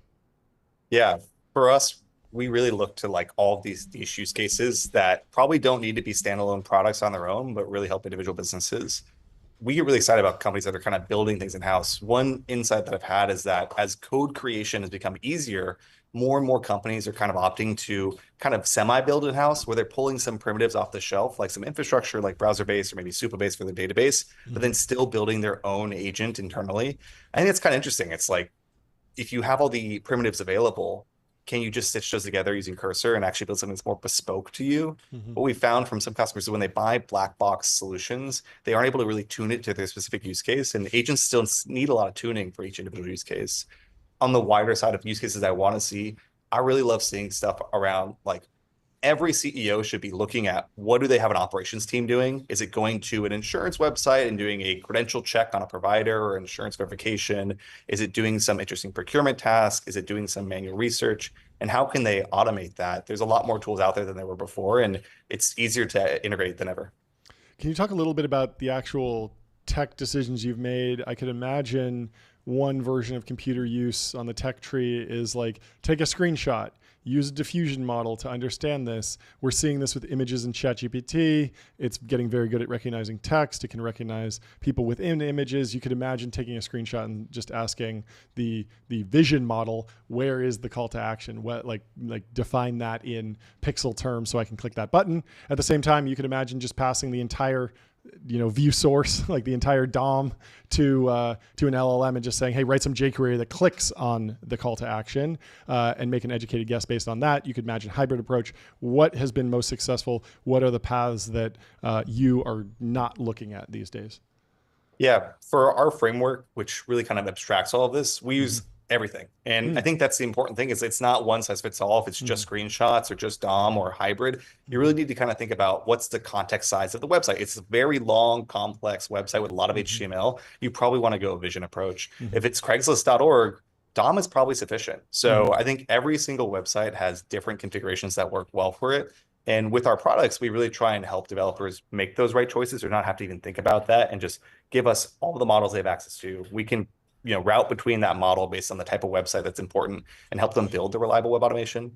For us internally, we do really love the DOM-based approach or the HTML-based approach, just because it's frankly more cacheable, such that instead of having to send a screenshot to an LLM every single time, if the website doesn't change, you could probably reuse the same button you used last time to perform a workflow. So that DOM-based approach seems to be like the more performant and cacheable longer term. It's also a little bit cheaper, but we'll see as computer use models keep getting better. Maybe there's going to be some model level caching on screenshots where they can say this screenshot we've seen before, this is the prompt we've seen before. We can say this is the same button. So as computer use models get a little bit better, it might be on more equal footing with the DOM-based approach in terms of cost, but it's going to be up to the labs to really do some innovation there. Yeah. What's the team's take on vibe coding right now? Is it not a fit when you're needing to build reliable products that customers depend on for business processes, or are you guys making it work internally? Yeah, so I mean, the team doesn't vibe code very much on critical infrastructure, that goes under a lot of review, but it's made shipping integrations with browser-based and Stagehand easier than ever. And we've been able to integrate, with LangChain or Llama Index or Crew AI, and those kind of come out a lot faster. So this interconnected world that you're seeing with every tool integrating with every other tool, that's a lot easier. Vibes wise, something happened one day where the whole team switched from Cursor to Windsurf overnight. I'm the only Cursor user left. Maybe that means I'm slow to adopt, but it seems like people are moving between these IDEs pretty damn fast. And the next tool that comes out maybe could, it's like the great flippening, between Cursor to Windsurf. It just kind of happened at browser base. Yeah, it feels like there's this Cambrian explosion in like AI tooling, and there's a lot of businesses that have built pretty solid businesses. We've seen like the crazy charts and the revenue ramp. And in the past, like cloud era, a lot of the companies actually went public, like Twilio and MongoDB, are very point solution companies in my opinion, but they both built fantastic businesses eventually. But you could imagine a future where there's more competition and you're building into adjacencies, or there's mergers or acquisitions, and you kind of get some sort of like new age roll up of all the different AWS style tools in this infrastructure. Like, how do you see the market evolving? Because at the same time, I imagine the hyperscalers are thinking about could browser-based be an option in AWS with the other 25,000 tools that they have up there. Yeah. But yeah, I mean, obviously you're very partnerships driven right now. How does that evolve over the next couple of years? Yeah, we are seeing hyperscaler interest for sure. Amazon just launched Nova, and the Nova SDK took a lot of inspiration from what we've done at Stagehand, right? And we really appreciate that that's the DX that we're all settling on it's the right way to do things. Now, the model performance is a little bit subpar. And I think trying to build a model while also building a great framework is just a really impossible mission. For browser-based, we think about how do we build best-in-class infrastructure and are able to go super deep on a single vertical in a way that a hyperscaler might not be able to do. If you've used, Amazon RDS versus maybe a more focused database provider like PlanetScale or Supabase, I think you'll find that the product it's not as exciting for developers to use. I think Stripe is a good example of a company that's gone very focused on something like payment infrastructure, but then layered on this product platform on top of that. When we look at the expansion opportunities for browser-based, I think there's a lot of interesting stuff. Think of every Chrome extension you have. You have your password manager, you have your payment information saved in there. You have your browser history, which is like memory for an agent. So we can think about more areas within the browser to offer as agent primitives longer term. But we're really focused on just building best-in-class infrastructure that developers love, building a framework that really works well for everyone, and just continue to move up the stack and find things that we can do to help developers build browser automations easier than ever before. Can you talk a little bit about some of the optimization vectors that the various foundation model companies are kind of sprinting towards? We saw this with Llama 4. They were claiming, hey, we got a 10 million token context window. I think that was 10 times bigger than what Google was touting a year ago or even a couple months ago. There's obviously the length of time a reasoning model can stay consistent, and that's like doubling every couple months now. There's different things about just maybe it's not the highest IQ model, but it doesn't make stuff up because it's got a RAG integration or something, and it's actually pulling real facts instead of just hallucinating constantly. And you can imagine that if I'm just thinking about like, what does a computer user need? Well, I don't want them to lie, but I also don't necessarily need like a chess grandmaster. So maybe I'm not optimizing for IQ. But where are you most optimistic about where the foundation model companies will go, and what kind of problems or vectors or the shape of that progress looks like? What does the shape of the progress need to look like for you to really succeed? Yeah, for us, I really like this paradigm of splitting up reasoning models to other types of models. I think trying to make a generalistic model that's great at everything is going to be really, really hard. And you can fine tune different types of models and different types of tasks, if it's code gen or reasoning, or even UI automation, like a computer use model. So more models means more choice for our customers. In the end, our customers are trying to choose the best model for their task. And that varies because the internet is so big. There's billions of websites and billions of choices on what, you can use or should or shouldn't use. For us, like, we do see the reasoning models being closer to the agent loop, whereas more like a 4.0 or a Gemini 2.0 Flash being more close to the tool calling makes a lot of sense. You want the expensive model making the decisions and the cheaper, faster model maybe making the individual tool calls. That's been a great paradigm split. And more of our customers than ever are actually using models from different providers. So it does seem like more choice means more innovation and more ways to kind of mix and match the best of every sort of eval. Very interesting. I want to get your take on the latest from Microsoft. Today, they this just leaked out or something that Microsoft said it would no longer move forward with its plans to build data centers in Licking County. The company had planned to invest $1 billion initially towards 3 data center campuses in New Albany, Heath, and Hebron. Microsoft plans to ensure the land at 2 of the 3 sites will be available to be used for farming. And Nick on X says, "Yep, it's over." So how are you feeling? I mean, obviously there's a lot of turmoil in the markets around tariffs, but I feel like the whole narrative of like maybe we're getting over our skis on CapEx and hyperscaling. Is all this just noise to you because you're just focused on product experience and you don't really need a 10x improvement in the foundation model performance that might come from a bigger data center build out? Or are you still like inference bound and you're like, yeah, it'd actually be great if they move forward with that? What's your take? Yeah, from what I've seen, the labs are still innovating, and I don't know if Microsoft is a lab that really think is going to be an innovator as much, So I don't think OpenAI or Anthropic are holding back on investment. Now, does that mean they're signing massive data center contracts right now? I think people are kind of waiting to see what happens in the macro sense. For us, I'm very downstream of that, right? And of course, we're a private company, venture backed. Things that happen in public markets tend to trickle down to private companies. So. Being aware of it, but with browser-based, with the traction momentum so far, we've had no shortage of inbound, and it feels like there's a lot of room to run for us, so not really concerned.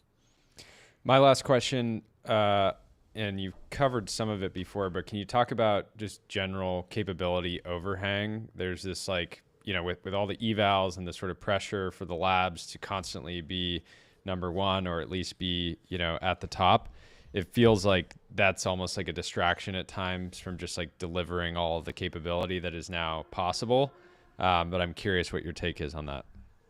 Yeah, maybe answering this in another way, and we can go deeper, but for browser-based to exist, there needs to be healthy competition at the model layer. And we see that models are more fungible than ever. People are switching between models all the time, and people don't want to switch their infrastructure. They want to have a piece of infrastructure that works, they can kind of integrate with a little more deeper. And if that means plugging in different models, that's just going to help them long term. I think there's a lot of innovation that needs to happen at the model level. Some stuff like multimodal tool calling being supported by all model providers and not just Anthropic. This is like a lack of capability, but it seems like every time someone innovates, that does trickle down to the other labs. So it doesn't seem like there's going to be a shortage of choice from customers. And there's still a lot of innovation happening, especially in long context. Like we think that long context is going to do a lot for DOM-based web agents. And there's still a lack of true performance there. But we think with time, all this stuff does just get better, cheaper, faster, and it's inevitable. I want to ask you Beautiful. about this other story that kind of broke recently, that OpenAI is considering acquiring a hardware device manufacturer that was started by Sam Altman and Johnny Ive, the ex-Apple designer. Potential design includes a phone without a screen and an AI-enabled household devices. And I'm curious to know your take about, like, generally we saw like the first wave of this with like the Rabbit R1, the Friend, the Humane, and some of those didn't go so well. Some of them are plugging along, but I could imagine that maybe the Studio Ghibli moment or the Turing test moment is when, yeah, I don't need a screen because I trust that I'm not just using this pin or this device without a screen as a knowledge engine, but it's actually able to go use a web browser on the back end and just talk to me in conversational. I know that's a little like sci-fi and maybe like, I don't know, maybe it's like 3 months out, who knows? But I want to know your take on kind of devices and how you could see browser-based plugging into all that ecosystem. Yeah, for us, like consumer web automation isn't really a focus just because I think that is one on the device level. And I think that the Google, the Apple, Apple Intelligence, not really something I use every single day. And I hope it gets better, right? But you can imagine the amount of data they have access to, the integrations with your existing life. They're really well positioned to offer more consumer web automation. You can tell Siri, hey, go book that restaurant, and it's going to have a lot more capabilities to do that, maybe even on your device, right? Yeah. But for our customers who are kind of building, like I said, these more traditional RPA, or maybe they're using BPO, or maybe they're a company that's building something more verticalized to go sell to someone who uses RPA or BPO, those people are still going to need infrastructure the way that because they're building applications, and that's who we focus on. Yeah. I wish OpenAI had the best with that, and I hope it works. I want more cool devices. I wanted Rabbit to work and Humane to work, and I don't have a friend, Avi, hook me up. I'd love to get one, I want all these things to work because I want this cool sci-fi future.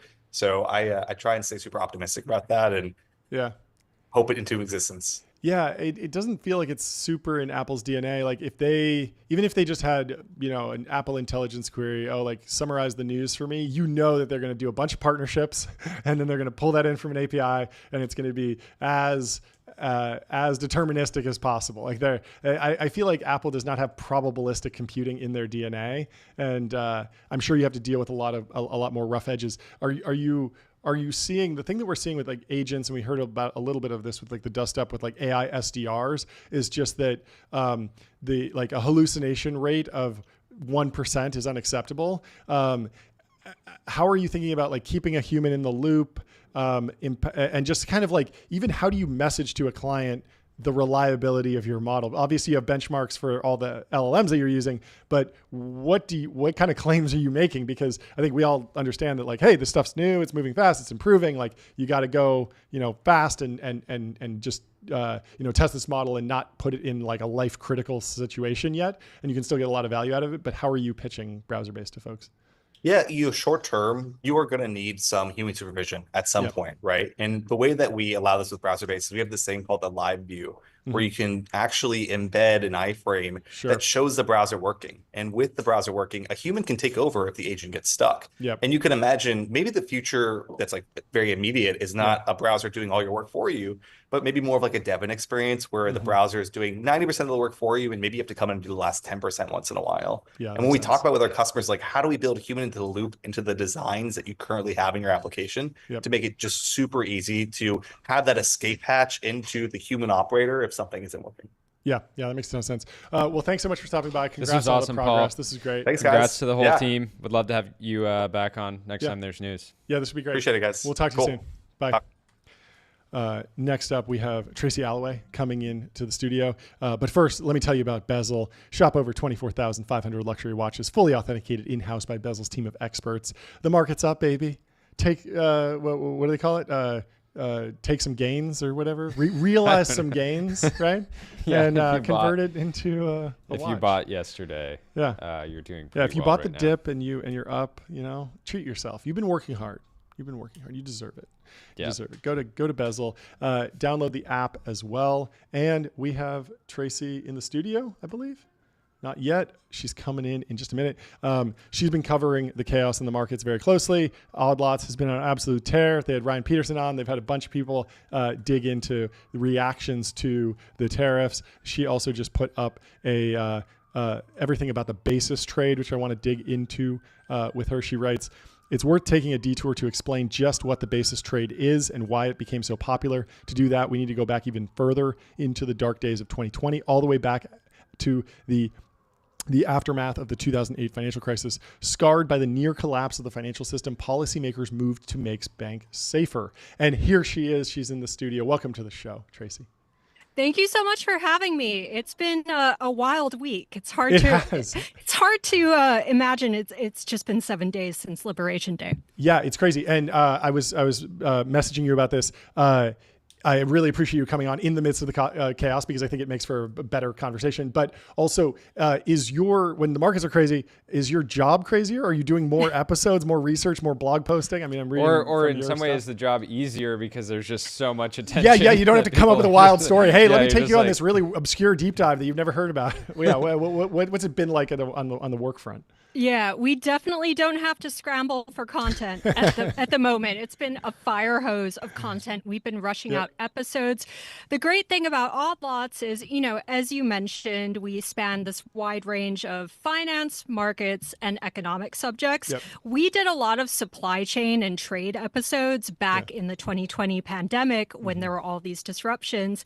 Now we can just tap our previous guests, all the logistics experts, the truck drivers, shipping companies, small and big companies, and ask them, like, what's going on and what impact is this actually going to have on your business? Yeah. I want to start by asking you to explain the basis trade to me, but like I'm a VC. So similar to explaining, maybe like a child. Like a child. Like I'm 5 years old. But to a VC that, considers themselves a macro expert, but maybe isn't. Yeah. What will this look like in the form of a X thread in 3 months, or a memo that's hastily written to every entrepreneur in the portfolio in 2 weeks from now? Break it down. Oh, man. It's going to be hard putting it in language for a VC. What I would say, most simply, basically, the basis trade is arbitraging the difference between a cash treasury and a futures contract on that treasury. And historically, this has been a really safe trade. The spread, or the difference between them, has been pretty range bound, very, very tiny. Because it's been tiny, investors like hedge funds and active funds, what they do is they go out in the market, in something called the repo market, the overnight funding markets, wholesale markets, whatever you want to call it, and they borrow from banks, from broker dealers. And this leverage allows them to amplify the returns they're getting from this arbitrage between the cash and the futures. Now, the problem, and we've seen this a couple times now, is when the entire financial system starts de-risking all at once, suddenly investors can't really roll over these trades. They can't necessarily sell the cash treasury bond in order to close out the trade, because the broker dealers, they do not have the space on their balance sheets to actually absorb those extra bonds. That's the big difference. We saw it in the pandemic, and we're seeing it now in 2025. The thing to remember is really, the financial system isn't built to handle like a 10% decline in the S&P 500 and a simultaneous surge in bond yields. It just isn't. There are supposed to be hedges that banks can tap to manage their risk, their capital. Instead, they're de-risking all at once, and that has consequences. So who's hurting the most? I've been joking that this is a bull market for short sellers. It's a golden age in the VIX. But with regard specifically to the basis trade, is this putting more pressure on banks, hedge funds? Will this actually affect the VCs that we were joking about? Or can they just kind of ride it out because they have LP agreements that date out like 12 years? Yeah, definitely a good question. Who's hurting most? I mean, obviously, hedge funds that had the basis trade on. Active fund managers, by the way, are really big players in all of this. And we've heard anecdotally in the markets that they've been selling quite a lot too. Banks probably are not having a fun time at the moment. But on the topic of VCs, I mean, I think we have to step back a little bit from the basis trade and talk about just those surging bond yields in general. So, bonds are supposed to be boring. They're not supposed to be moving around that much. They're not supposed to be talked about as much as they are in general news over the past couple of days. And the reason is bonds are the benchmark borrowing cost against which all other loans are basically judged and measured. Refinancing for mortgages, refinancing for corporates and companies. And this is where it comes in for VCs, right? Over the past few years, VCs have been showered in money. I know there have been breaks in that trend, but in general, showered with money. Yeah. Cost of financing has been going up. That would seem to be an issue, at least for a lot of VCs. And then the one other thing I would add here is uncertainty in the market doesn't look like it's going to go away. So yes, we had the pause on tariffs just announced today. We still don't know what's going to happen with China and the US. Trump has basically destabilized every form of capital out there. Stocks, bonds, domestic, international. It's not clear whether or not he's going to be able to put the tariff threat toothpaste back in the tube now. So I think that uncertainty is going to stick around. And what that means is less capital willing and available potentially to actually fund a lot of risky activities like VC, like tech. I have this narrative and I want you to tell me if it's cope or not. I was talking to a friend and they were saying like, this feels as bad as the COVID drawdown or the SVB crisis and the interest rate hike that caused a lot of turmoil in markets. And I was saying like, yes, the magnitude of the move is significant and the economic indicators are significant, but this is fundamentally different potentially because that toothpaste can kind of go back in the tube because it's within the president's remit to just say, hey, everything's going back to exactly the day before Liberation Day. That was a weird, fever dream. We're back to what it was before, and markets might respond to that. Whereas in 2020, no one could ever say, oh, actually, like COVID cases are non-existent now. It was not within the purview of the president. Is that a ridiculous narrative, or is there something there? I mean, I think some investors would probably say in certain ways it's scarier right now. And I think you need to remember, the experience of Monday. So we have one person, the president, who's effectively controlling this entire narrative, this entire story. As you mentioned, at any one time, he could have issued a statement announcing a softening in the position, or maybe just saying something other than be cool to markets, something comforting and realistic for them. He chose not to do that. And in fact, whenever there seemed to be a positive headline on the horizon, whenever people seem to be talking about like maybe things are going to start to calm down, the administration really seemed to rush out to bat those away. And the big example was we saw that mistaken headline on Monday about a potential pause, and the White House was out, From the other Bloomberg. That's right. From Mr. Bloomberg. They were out within minutes to slap that down. And this is the difference, right? In previous crises, 2008 being a really good example of this, we knew that policymakers were basically all pulling in the same direction. They were trying to rescue the financial system. And as part of that, they were probably wanting asset prices to go up. I don't think that's been certain at all over the past 7 days. How do you rate the admin's spin on the announcement today? Like, you had said earlier that they blinked, right? A lot of people, Trump supporters historically have just said like, oh, it's 7D chess. Like this was the plan all along, right? And so your position generally was like, no, he blinked. The 10-year was like ripping in the wrong direction, and like they basically needed to do something. Is that correct?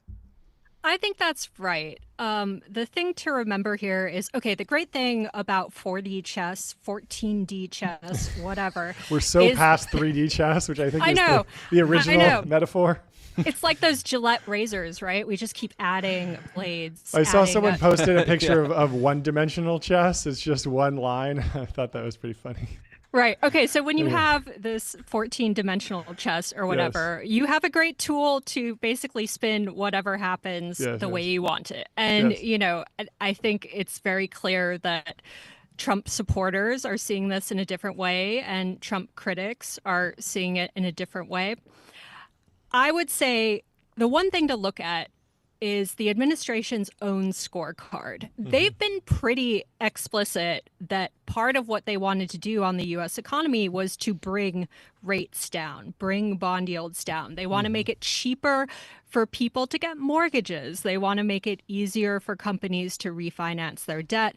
They want that booming market in the U.S., a booming economy, all that manufacturing to be built, which necessitates quite a lot of capital, and that has to be secured and financed as well.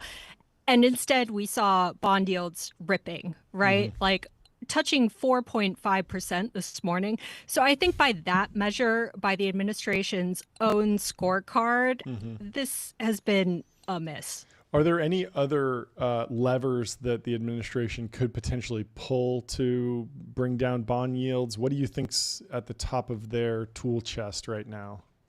Yeah, I mean, the 90-day pause alone is having a pretty big effect. And this has been the story of certainly today, probably the past 3 days, is the whiplash in markets. So, stocks plunge, stocks rise. I think the last time I looked at the S&P 500, it was up like 8 or 9%. You have to keep your eye on it at all times on this day because it moves around so much. Same thing for bond yields. So after the announcement, we saw the 10-year, I think it went down to like 4.36%, something like that. That's a pretty big drop. And then just to give you an idea of what the mood has been like on Wall Street and how whiplashy everything has been, Goldman Sachs actually put out a note this morning saying that their baseline forecast for the U.S. economy was now a recession because of tariffs. About an hour later, we had the tariff pause announcement, and they had to send out another note saying that they were rescinding their forecast. Wow. And no U.S. recession was on the table. What percentage of Truth Social's users do you think are finance bros, like trying not to miss the next trade? Like, I have to imagine there has to be some edge in being, in the first 100 people to see Trump one of these say, posts. Now is a great time to buy. Do you think there's high frequency truthing where people are trying to get neir the I'm basically sure the get feed's near going in somewhere. But yeah, how do you what's your? I mean, I don't even know. I was gonna ask like. We don't even need to go there. It's gonna get too political. What do you got, John? I mean, I guess I want to know. I was kicking around this idea with Jordy earlier on the show that there are a lot of ways to evaluate these new policies and new regimes. And there's been a lot of discussion of like, this isn't just a slight change in trade policy. This is like a complete flipping of the board, a complete reevaluation. And it seems like the most cautiously optimistic folks are like, maybe this is short-term pain for long-term gain. But there's been a little bit of squirminess amongst supporters to say, oh, well, I was joking earlier that the 10-year is yielding more. So it's a better time than ever to give your money to America, and you'll earn more money on that money. And so maybe that's good for that type of person. And you can kind of spin any of these economic indicators in a positive sense if you try hard enough. But the measure that I use is one that I go back to the Trump 1 presidency, and I look at the original tariffs on China, and those were not rolled back by the Biden administration. And so it's what I'm calling like eventually bipartisan. And so I'm wondering if it's like, I don't know if I can really withhold judgment for, I don't know, it might be 8 years or 4 years or however long it's going to take. But if this policy, if we look back on it and we say, okay, yes, like it stuck around, it eventually became bipartisan. Is that a win, or do we need to just look at it through an economic lens in the short, medium, and long term? I mean, that's a really good question. I don't know if you watched the Trump press conference that was just on a few minutes ago, but he was talking about how Biden left the U.S. economy in a terrible position and wasn't able to strike good deals with China. I mean, I would say the Biden administration kept a lot of the restrictions on strategic exports to China over the past 4 years, and in some ways actually went harder on China technology as well. So I just don't know how a bipartisan deal would actually be interpreted and viewed by not just politicians, but the general public. It's really hard to tell. Everyone seems to be on their own little plane of reality at the moment. So who knows? Who are you tracking? I mean, you mentioned that you went through the logistics and the shipping folks and the ones that are most impacted, like they have iPhones on planes right now. That's the most immediate impact. What do you think the second and third order industries that are most important to track in order to understand the impact of the tariffs as they evolve? Yeah, I mean, oil is a really big one. And in fact, we had a really interesting survey from the Dallas Fed. I think it was last week or 2 weeks. I can't remember because so much is happening. But they're basically in charge of the oil patch, right? Sure. They're down in Texas monitoring what's going on with energy businesses. And they put out this survey where they basically go to a bunch of oil companies, you know, drillers, suppliers, and they ask them, hey, what's going on? How do you feel about things at the moment? And the replies are all anecdotal, but, you know, the respondents, they talk about how they feel, and they put like little numbers on it. They grade the vibes, as you might put it, but they also get to write written comments. And again, they're anonymous. But if you look at what was in the survey 1 or 2 weeks ago, those written comments were dire. I mean, people were talking about how the threat of tariffs, and again, this was before the tariffs were actually unveiled, how bad the threat of tariffs actually was for their business. And I remember there was one quote in there. It was a supplier for energy companies saying that he had gotten a call from a customer in Canada asking them if they could move production to Canada because they were worried about the tariffs. That is the opposite of the, you know, presumably intended effect of all of this. Yeah, I saw actually Mr. Beast, of all people, commenting on the tariffs. He said, ironically, because of all the new tariffs, it is now way cheaper to make our chocolate bars that we sell globally, not in America, because other countries don't have a 20% tariff on our cogs, which I never thought I'd see Mr. Beast use the word cogs, but he's in the business now. You know, things are wild when Mr. Beast is making coherent, you know, tariff commentary. Yeah, no, and it makes sense. Like, he does sell globally. He has a massive global audience, and he makes everything in America now, and then he sells it all over the world. But it makes sense that he would take some other stuff offshore. Where do you look for signal, right? You obviously have your Bloomberg terminal. I feel like Joe shares more screenshots of that than you do probably. But where do you look for signal in a world where everybody is conflicted in a different way, right? Like some people are, you know, some of the loudest people of the last week are fund managers who have big positions on the line, and everybody's got some conflicts, but I'm curious how you try to sort of like see through all the noise. Both Joe and I are glued to the Bloomberg terminals and Twitter X interfaces at all times. One of the things I've kind of enjoyed doing over the past week is just basically looking at what the hosts of the All In podcast are saying online and then assuming that the exact opposite is going to happen. So, you know, we had David Sachs, for instance, talk about like, oh, the crash is over. Then we saw stocks plunge again. We saw Chamath. He was very much in favor of the tariffs. He was kind of cheering them on. And he was also criticizing stock investors who were, complaining about their losses. I think he had a David LaChapelle quote basically saying to, shut up about those losses. Yeah. And then at the same time, he starts talking about how he's buying credit risk insurance through CDS. So effectively betting against corporate America. At the same time, he's talking about like how good these tariffs are going to be. Yeah. How do you think about reading into the insider commentary that's happening? There is that take that it's like, oh, like they're wrong and you do the opposite. But at the same time, like proximity to power is a valuable source of information. That you have to imagine that there's real information that's being disseminated, even if it's just like, oh, this is the vibe and I'm passing that along. How do you balance those two things?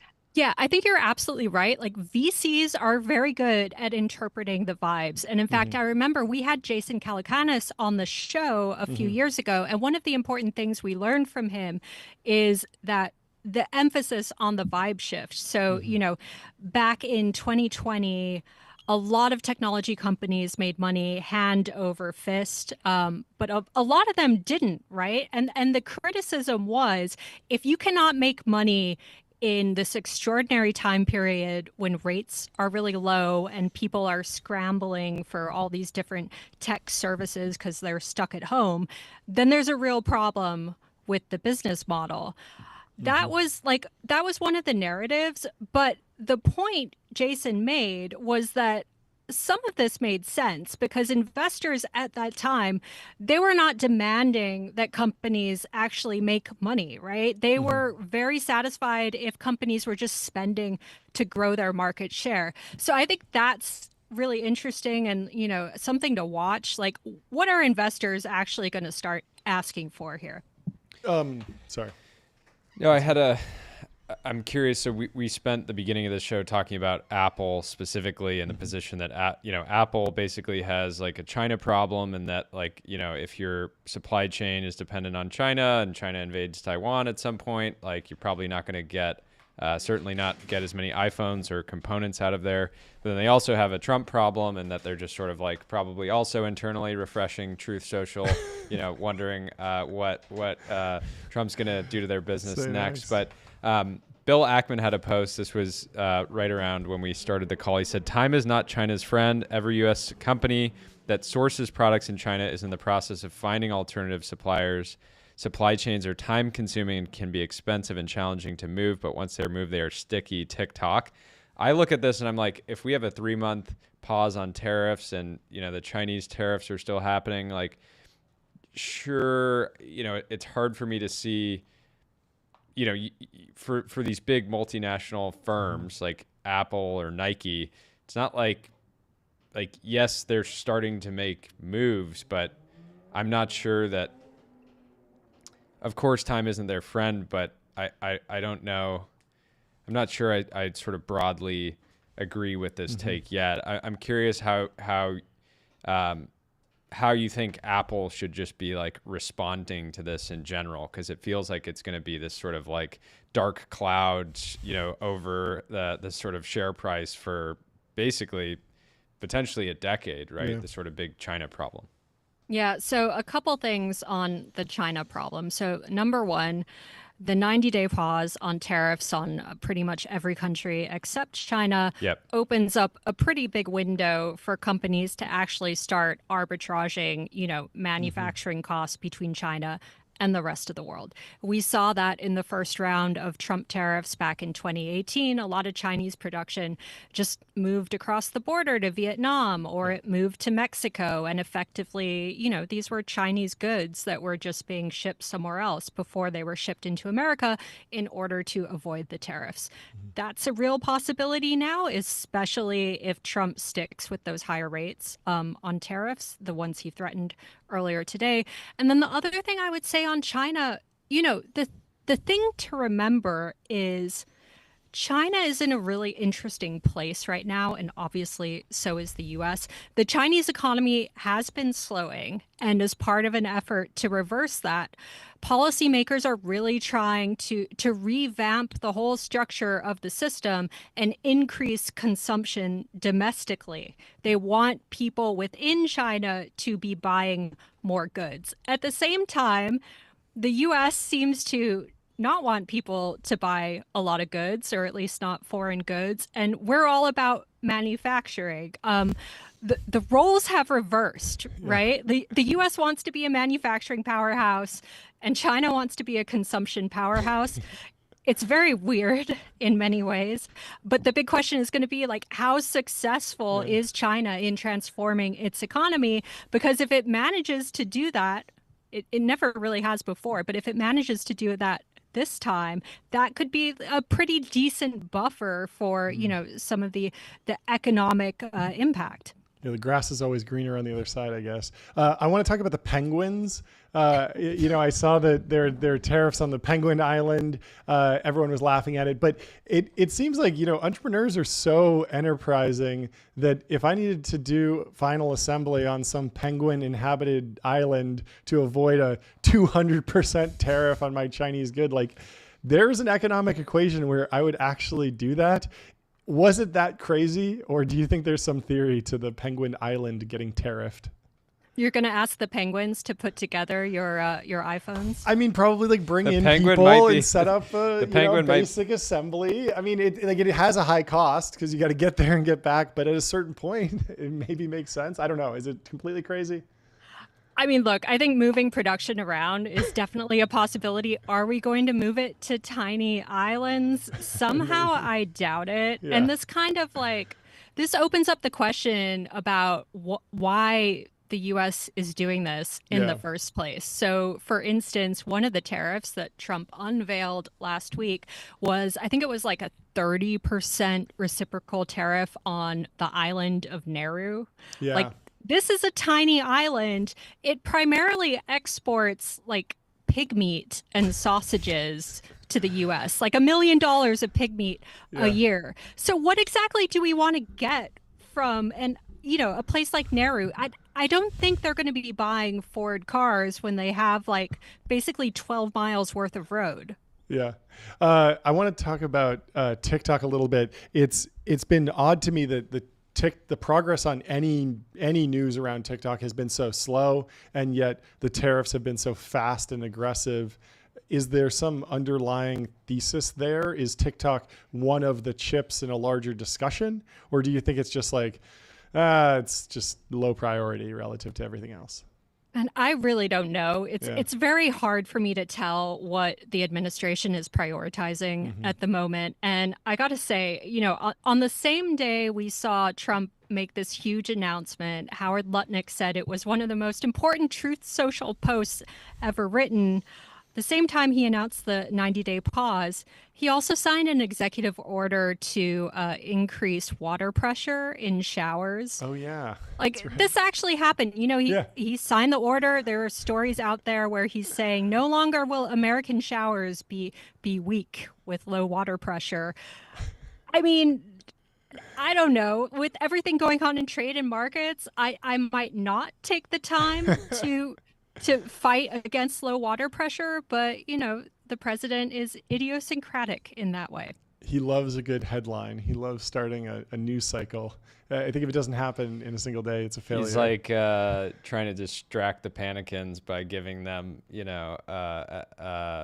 more water pressure. That's his strategy, maybe.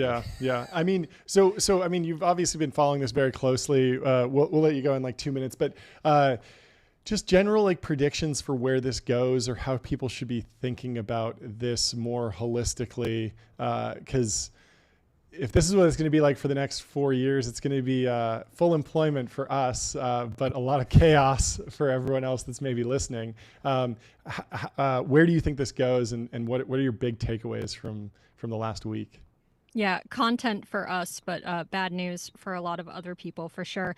I mean, I think it goes back to that uncertainty element. So the first thing you learn in financial markets is investors hate uncertainty.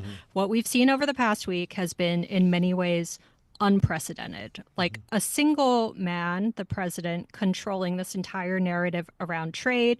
We've seen fake headlines that have had a really big impact on markets.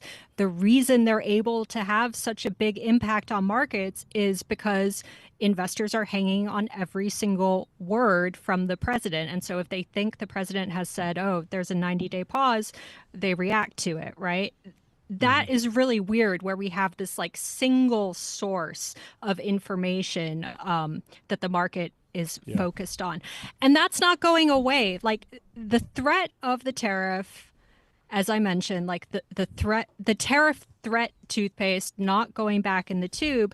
And I think even if we see countries really rush to strike some trade deals, which they might actually do, the threat of tariffs is going to be hanging around in the background for the next 4 years. People are going to be wondering about what exactly America is trying to do here. It seems very clear that Trump thinks, America's special status in the financial system, the dollar's status as a reserve currency, is a burden rather than exorbitant privilege. A lot of people would say America benefits from this. Trump doesn't seem to see it that way. I doubt he's going to change that particular worldview over the next 4 years. But, maybe he starts listening to some advisors and he tones things down a bit. But I really think the uncertainty is here to stay. For sure. Well, let's hope we get some certainty. Prediction. More uncertainty. More. I think that's we can lean on that at least. That is certain. Yeah. Well, thanks so much for joining us. Thank this you was for a really joining. fun conversation. Thank you. Really It was fun. Hopping on. Have a great Good rest luck of your with day. everything. We'll be following Cheers. along. We'll talk to you later. Cheers. Bye. And next up, we have Base Power coming into the studio. We got Justin Lopas from Base Power announcing a massive round. Get the size I gong had ready. no idea how big this round was. He told me he was announcing like a Series B, and I assumed, Series B, 20 million, 30 million. It's 200 million. It's 200 million. He's going to break it down for us, explaining what they're going to do. Let's read through their announcement while we wait for Justin to join. He says, we're excited to announce that Base Power has raised $200 million in Series B funding, co-led by Addition, Andreessen, Lightspeed, Valor, with support from Thrive Capital, Altimeter, Trust Ventures, and Terrain Capital. Addition's Lee Fixel joins the board alongside Antonio Gracias of Valor Equity Partners. What a stacked board. And we'll have to ask Justin about it. He's here in the studio. Welcome to the show, Justin. How you doing? Congratulations. What's going on? Absolutely phenomenal Series B announcement. How are you doing today? Can you hear us? He's locked in. He's locked in. He's building. He's putting the 200 million to work already. How you doing? Nothing? I'll keep reading. Power demand is soaring, and the grid must evolve to meet the challenge. We're accelerating an energy-abundant future through distributed battery storage and investing in American manufacturing capabilities needed to make it real. Another company that's focused on American manufacturing. We've talked to a few of them, all major beneficiaries of the tariff chaos to some degree, although I'm sure that there's deeper supply chain stuff that we'll get into and try and understand where all that goes. In under a year since launching, Base has become one of the fastest growing battery storage developers in the US. More importantly, we've assembled a talent-dense team of engineers and operators, all focused on modernizing the grid to make more power more reliable and affordable. And let's hear from Justin. I believe he's in the studio. How are you doing, Justin? Good. Thanks for having me. Really appreciate it, guys. Yeah. No, it's great to have you on. Big day for you and the whole team. Congratulations. We've been, following Certainly. your journey for a while now, and seems like the momentum is just building. Yeah. Can you give us like a brief introduction on the company? I actually don't know the prehistory. I'd love to know kind of how you started the company, how you got to this moment. Seems like a quick ramp to a $200 million fundraise. Some stuff must be working really well. So break it down. Certainly, yeah. So I guess started the company about 2 years ago, launched the product just a little under a year ago now. Let me tell you what we do. So we are developing distributed energy storage for the grid with the ultimate mission to fix the grid in the US.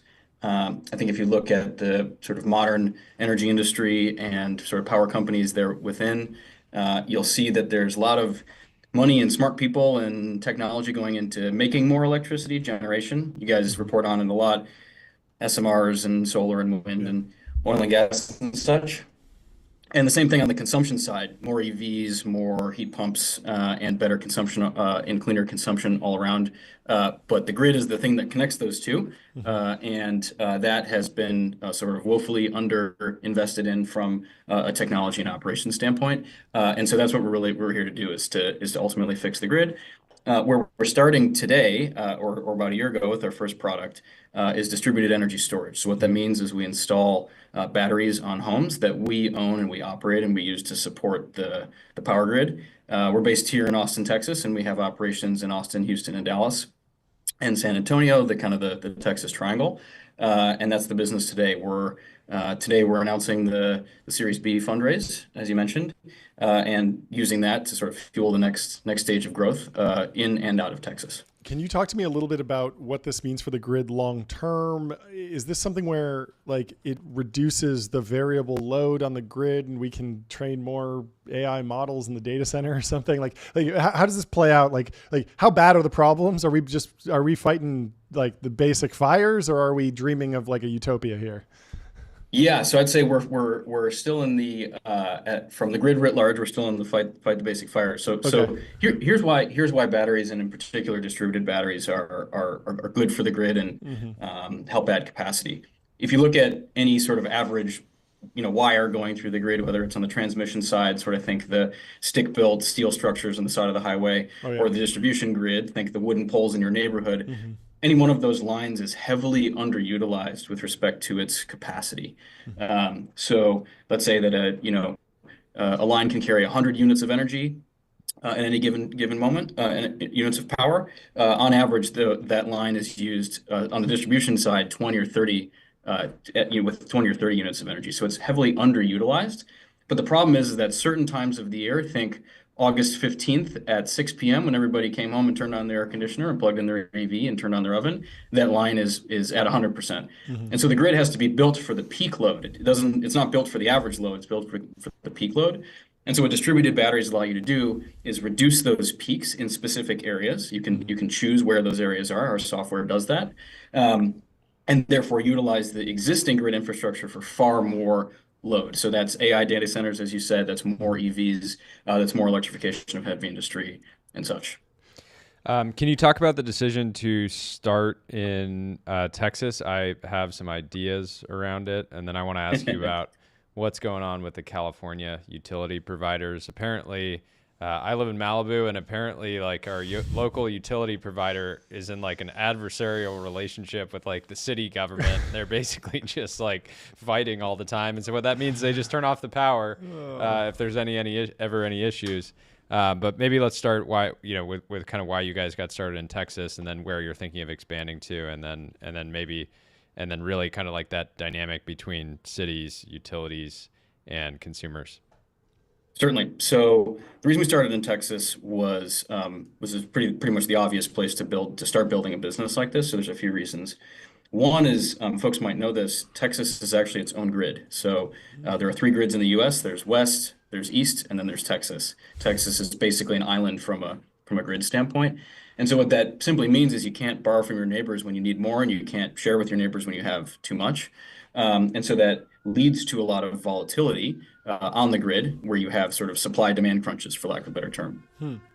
Additionally, there's a ton of renewables in the grid in Texas. It's a little bit perhaps counterintuitive, but there's more solar and wind on the grid in Texas than in the grid in California or anywhere else in the U.S. And so that also drives the need to store energy when the sun's not shining or the wind's not blowing.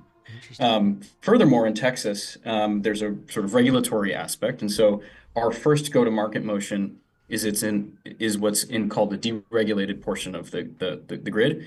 All that means, by the way, there's a ton of regulation. This does not mean it's the Wild West. What it means is that you can sell power to people. So if you're a homeowner in Houston or Dallas or North Austin or other parts of the state, you not only can, but you have to choose who you buy your power from. So if you're in Malibu, you're probably your utility provider is probably LADWP or maybe SoCal Edison. And if you want electricity at your house, you got one option, the only one game in town. Here in Texas, companies like us can start and become a utility provider. And what that means is that we buy electricity from the generators, we pay the poles and wires companies to get it to the house, and then we sell it to the house at retail. And that allows us to monetize the value of the batteries behind the meter at the customer's home. So again, we own and operate the batteries as opposed to sell them outright to customers. And so what that means is that customers don't have to shell out tens of thousands of dollars to go buy a battery like they would if they went and bought a competitive product or they bought a generator. And so that's sort of the other sort of fundamental reason why Texas. Now, you also asked about cities and utilities and such. This is we could spend hours on this topic, but very simply, there are a handful of some utilities in the country, like LAWP, which I think is your utility, is actually owned by the government, by the city of Los Angeles. It is a government-run utility. Funny enough, actually here in Austin, Austin Energy is the utility that's owned by the city of Austin. In other parts of the country, like in Orange County, where I used to live in Southern California, that's a private company. That's a company called SoCal Edison. They're publicly traded.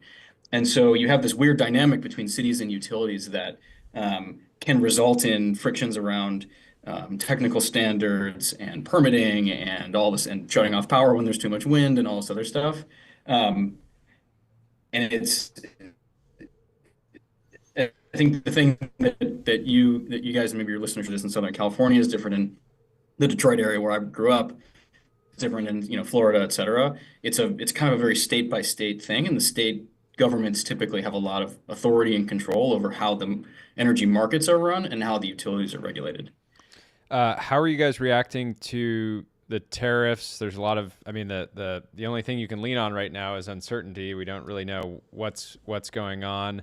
I imagine there's businesses in the energy space and in solar that are, specifically like low margin, completely dependent on China, and maybe aren't even viable at this point. Base powers, sort of got, I think, a more sophisticated model, but I'm curious what your guys' reaction, how you're thinking about it, and then kind of the broader industry, how you think people are reacting to these changes. Yeah, certainly. So, as part of our Series B announcement, one of the big things that comes with that is us building a factory here in Austin, and so that very much puts the supply chain and the manufacturing in our hands. We already do some assembly.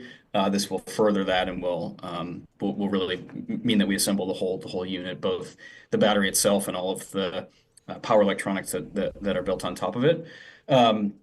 Today, the tariffs are certainly uncertain, as you mentioned, and the battery cells, like the individual things modules that sit inside of the battery, those are typically made in China, and we are working aggressively to bring that supply chain here to the U.S. and we're very close to doing that. But do the tariffs affect the industry? Certainly, a lot of energy products, not even in oil and gas, come from manufactured goods in China and around the world. Yeah, what was your take on the Skydio news that their battery supplier was sanctioned or something, and they kind of lost that aspect of their supply chain? Seemed like a very rough go. Now you focused on the consumer market, so probably a little bit less, but even Skydio, I don't know that they have a big DoD business, and so it was a weird shock to the system. Yeah, certainly. I don't profess to have a ton of insight into them. Sure. In particular, having spent a lot of time at Andrew, although I can say there are a number of sort of commoditized products. Batteries are one of them, that are the supply chain is primarily in Asia or in China, and us and a lot of others are working quite aggressively to bring that here to the U.S. Or at a minimum to more friendly nations. Now, given that batteries are. Go ahead. Sorry. Just given that you spent time at Anduril, can you walk me through the decision to go consumer first? You could imagine that someone saying, "Oh, I'm building battery packs, and yep, I'm going DoD with this. It's a defense tech company." We've seen that even with some like nuclear energy companies where they've said, "Hey, yeah, we will sell to oil and gas companies, but this is going to be a power unit that's dropped on a military base instead of a diesel generator." Is that on the roadmap, or do you think that like the real opportunity is just in consumer, and how'd you get there? Yeah. So, I don't think we looked at it from like, is it B2B, B2C, B2G? Like that wasn't really the sort of initial thinking. It's more about, if you look at the grid writ large in the US, or even in a more microcosm like it is here in Texas, where's the actual problem to solve? And of the load on the grid comes from residential single-family homes, which is where we're starting. And so more looked at it from that perspective rather than what is the sort of, hypothetical best go to market. On the consumer side, also, it allowed us to build a brand. So we're very focused on the brand of base power, the resiliency and reliability that it adds to homeowners with the backup power. And that can carry itself into a more B2B model. As we grow, we're moving towards working with the regulated utilities. So a utility like LADWP, like SoCal Edison, like DT Energy, where I grew up in Michigan. That's a different business model, but it's the same technology stack. In that case, we go deploy a battery on that utilities on a home that utility serves. We don't sell power to the homeowner, but that utility actually pays us for access to that battery. It's like basically a distributed power plant in a box, so to speak. Interesting. And that is a not B2G, but sort of more B2B motion that we're starting, and we've actually already announced our first partnership here with a regulated utility starting in Texas near San Antonio. Can you talk a little bit about the actual customer experience on the consumer side? Is it like a prepper argument? I just don't want to, or is it purely economic? Who's the ideal customer? What's motivating them? And then walk me through the actual installation process. Is this something I need to get permits for? Does it take months? How does all that work? Where does it sit in my house? Is it in my garage or basement or outside? Is it huge? Is it small? I want to know everything. Yeah, all great questions. So in terms of the ideal customer, it's really a very wide swath of today's single-family homeowners in Texas, and in the future, renters and small commercial business owners. Our view is that batteries and generators have been sold as a luxury good previously. That basically rich people have put these on their homes so that they don't have power outages, and you'll see a lot of these in wealthier neighborhoods and such. And our view is that the battery really should support the grid and it also support the home in the power outage, but really it should be a grid asset. And so again, by this business model whereby we own the battery, we don't charge the customer for the capital cost of the battery, that really opens up the market. And so we have sort of first-time home buyers, we have elderly folks, we have everybody in between. Certainly there are some people that are thinking more about their energy resiliency and sort of the maybe prepper mindset that you're referring to, but that's definitely not all of our customers. We've got now thousands of customers that are, again, from all walks of life. In terms of the experience, this is an area we put a lot of focus into, and a lot of our software stack is built around. And we think about it from start to finish like a factory. My background's in manufacturing, and so the concept of having a customer sort of start at the beginning of the line, which is put their information in on the website, and end on the end of the line with the battery installed, operating and providing them backup and supporting the grid. And every step in between is this sort of regimented, highly documented, and relatively automated process. What that actually looks like in practice is a customer puts in their information.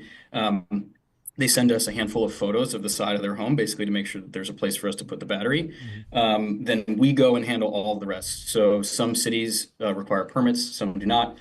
We handle all of that. We also work with the utility to do what's called the interconnection. Again, it's kind of like another permit. And then we have our own installers come out and install the battery. That typically takes a few hours. It's installed on the side of the home right next to your meter or very close to your electric meter. And you can see on our website, basepowercompany.com, but it looks like kind of like an air conditioning unit, roughly. It's a white box that's about feet cube, roughly. And that supports the home for a day or more, depending on usage during an outage. How much has your time at SpaceX and Anduril influenced just the way that you guys operate? Obviously, 10 years ago, investors shied away from these sort of businesses that are capital intensive and just sort of logistics intensive, but you went and worked at two companies that have done this, and basically set the bar of how quickly you can spin up these sort of real world operations. But I'm curious, the kind of key learnings from both companies. Yeah, feel extremely fortunate to have worked for excellent leaders at both companies and have learned a tremendous amount. Yeah, I think you're right. Look, you guys talk a lot about this. There's a large number of startups in this sort of hardware, physical, real world space. funded by venture capital than there was not, 5, 10 years ago, in large part thanks to companies like SpaceX and Anduril. I think the big learnings from those two companies are a combination of operational, technical, and cultural. Maybe starting with the cultural. You've likely heard this, but there's the cultures at SpaceX and Anduril both were extremely high ownership. They had a really high talent bar. They're very execution and operations focused, especially in the areas that I was working in, which were more manufacturing, production, operations, execution, and how do we produce more units, more drones at Anduril, more rockets at SpaceX? How do we install more batteries here at Base Power? There's a lot of similarities on the culture that you sort of build around that, and being very data driven and metrics focused. And how do we get dollars per kilowatt hour down, kilowatt hours per day up? And we're like laser focused as a company on that. So I'd say that's some of the cultural learnings. On the technical and operational, right? We're taking a pretty vertically integrated approach, right? So we're developing the hardware. We're writing all the software that runs on that hardware, all the software that manages the operational stack that I outlined from the customer journey. We're directly interfacing. And so both of those companies take a very vertically integrated approach, and they're able to drive costs down over time because they've been able to do that. And so that's something we're also sort of lessons that I learned, and that others that joined me at the company here who have worked at SpaceX and Anduril learned from both of those companies, as well as Tesla, Ramp, Apple, et cetera. That's awesome. Well, I think we'll let you go. I'm sure you got a busy day with the launch. Thanks so much for joining us. We appreciate you taking the time out of your busy day. Yeah, you're our new official energy correspondent. So get ready to for regular appearances. yeah, we'll have you on again soon. Happy to report live from the field, guys. Really appreciate it. Love it. Awesome. We'll talk to you soon. Congrats again to the team. Bye. See ya. If you're managing a Wander, maybe you should throw Base Power on that. Do it. Great idea. Luxury home. Go to wander.com. Find your happy place. Book a Wander with inspiring views, hotel-grade amenities, dreamy beds, top-tier cleaning, and 24/7 concierge service. You just, the power goes out, you call your 24/7 concierge. That's a luxury you fixed get immediately. At Wander. It's a vacation home, but better. We got some other news from Lair Hippau. They launched their next fund. This is their 9th seed fund. They've been in the game for quite a long time. $200 million new capital. They'll invest in pre-seed and seed stage companies. This fund represents an increase from the last fund, which was $140 million. Continued commitment to supporting the next generation of founders while maintaining a focus in approach. This fund also includes several dozen LH portfolio founders as limited partners. They taking the money from LH. Now they're putting the money back in LH. One hand washes the other. You love it to see it. Yeah, it's great. That must be one of your favorite phrases. Oh, it's the best. It's the best. So yeah, go raise some money. Go raise a pre-seed from Lair Hippau, and then buy a billboard for your company on AdQuick. Out-of-home advertising made easy and measurable. Say goodbye to headaches of out-of-home advertising. Only AdQuick combines technology, out-of-home expertise, and data to enable efficient, seamless ad buying across the globe. And breaking news, TBPN will be having a billboard. Our first soon. AdQuick campaign is going out. It's going out soon. We're not going to leak the strategy. We're still debating it, exactly what the image will be, but you can expect to see it in the timeline. We're going to be spamming that thing. We have been, this has been in the works for a while, but and in close collaboration with the AdQuick team. So very, very excited. Yeah. I like this this post. Since we have a couple minutes before our next guest, let's go to Matthew Prince, the founder CEO of Cloudflare. He says, "I'm playing everyone's favorite party game, guess the Trump administration strategy. Like most of you, I have no inside information, but that's what makes it fun. Here's my best theory. Some assumptions first. 1, they're not crazy. There is a strategy. It doesn't align with conventional economic principles, but there's something they're playing toward. 2, they're not stupid. I know enough of the players involved to know that they're not idiots. They may be making what will turn out to be accurately predicted to be horrible decisions, but they do have a plan and it's coherent. as part of this. While I think that they can bring, while they can increase U.S. manufacturing, they don't really believe they can bring everything on shore. So they're not completely naive about that. 3, they're intentionally being opaque as to what the real plan is. Trump fashions himself a negotiator, holding his cards close to his vest, even lying about what cards he has as part of the game, part of the deal. 4, they're not just in it for themselves. I get that this has become non-conventional wisdom, but I'm going to assume that that the goal isn't merely grift, even if you believe it is. Suggest that's an easy out to thinking through what may be more complex motivations. And number 5, which we are starting to see today, China is the real enemy. China has done some things in the last 2 years that have made even the China doves in the last administration into hawks. Again, I know there's lots of media saying Trump wants to kiss up to Xi Jinping, but having spent enough time with folks in this and the last administration, they really worry about China morning, afternoon, and all night. So with this context, I posit the strategy is entirely destabilize and ultimately decapitate China.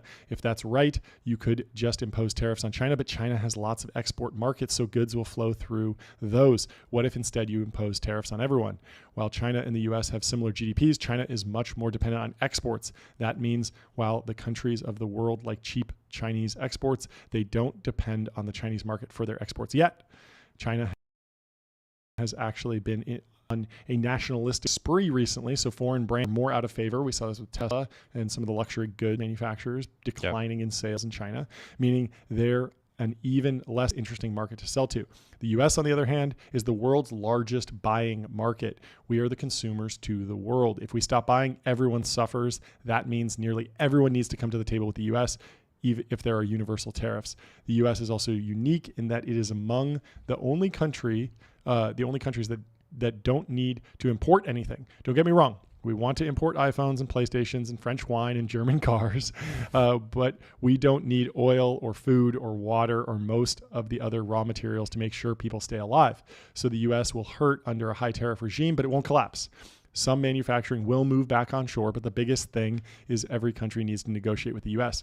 So what does the US ask for? I'm sure there's a bunch of nits with every country, but what if the big ask is it's us or them? You either trade with the United States or you trade with China, but trading with both isn't acceptable anymore. For some countries, Vietnam, Indonesia, Philippines, the promise is to be the next China, but this time under more careful rules dictated by the United States. For most of the rest of the world, they're already massive net importers from China, forced to make a choice between selling to China or selling to the US. I guess that most would pick the US. German automakers are terrified of BYD, and the Italians and French haven't proven they can sell wine or cheese to China at any real volume. So what's China's response? It's tricky because they've preached self-sufficiency and internal focus, but if the world order suddenly aligns against them, what do? I have no idea if this is the Trump administration's actual plan, but it is the only thing I've come up with that passes the sniff test. What do you think, Jordy? Yeah, I mean, this is already somewhat out of date, but in the sense that where I think it could make sense is that Trump is basically saying, you basically have 90 days to like recommit to aligning with the United States. Otherwise, the tariffs are back on for you. Yep. And I think I like these sort of like thoughtful attempts at analyzing what's going on. Yep. I think I think Trump is happy for people to believe that he's crazy because it sort of plays into his strategy, but I don't necessarily believe that everybody involved is completely crazy. Yep. And I believe that they are very clearly being as intentional as they can be, but who knows?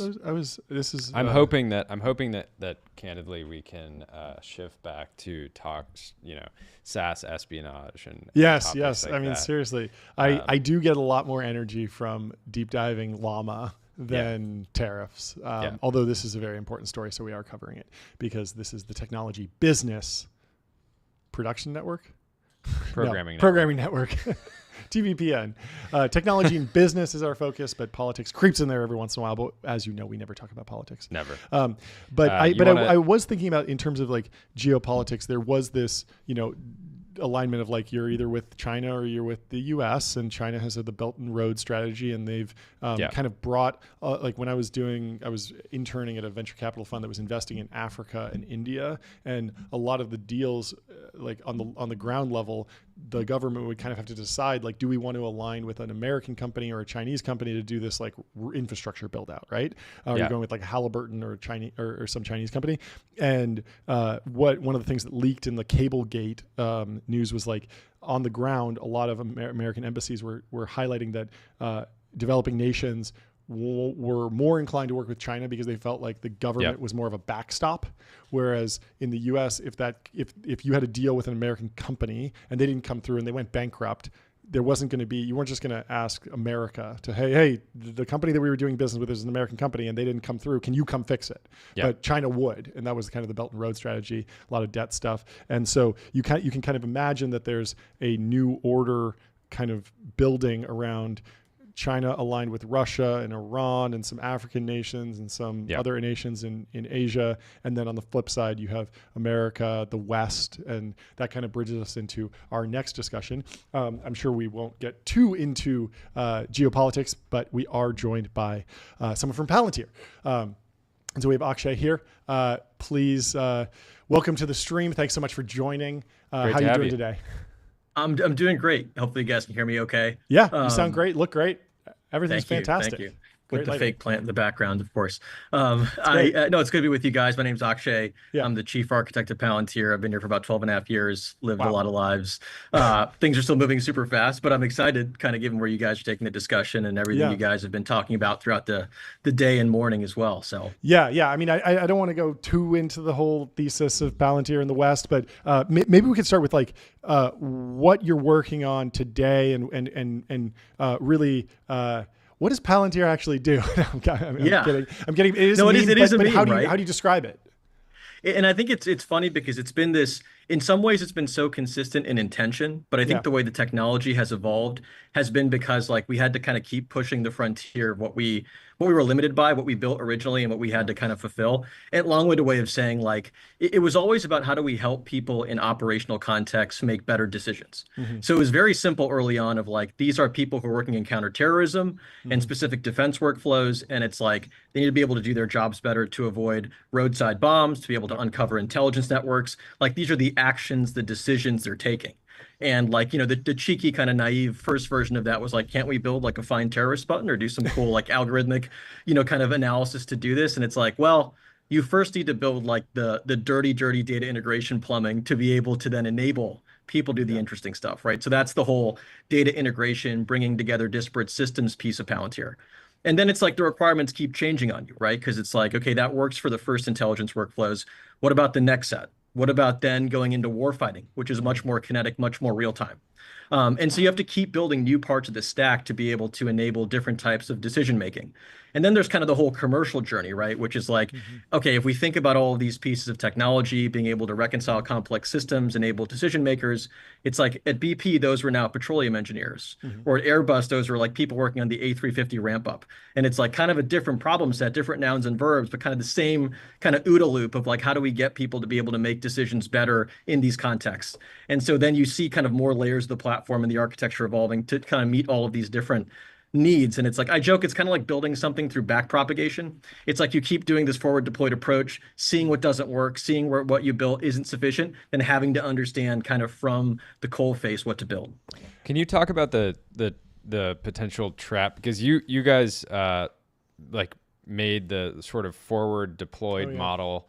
And, you know, I think startups now can kind of like look at you guys and your success and be like, okay, we're going to do the same thing, but I don't necessarily think that's always going to end up in the same place. I'm curious how you thought about kind of, you know, as you were rolling it out, the sort of traps, what you wanted to avoid, and how to make sure that, you know, you were actually building a, you know, real software business behind the scenes.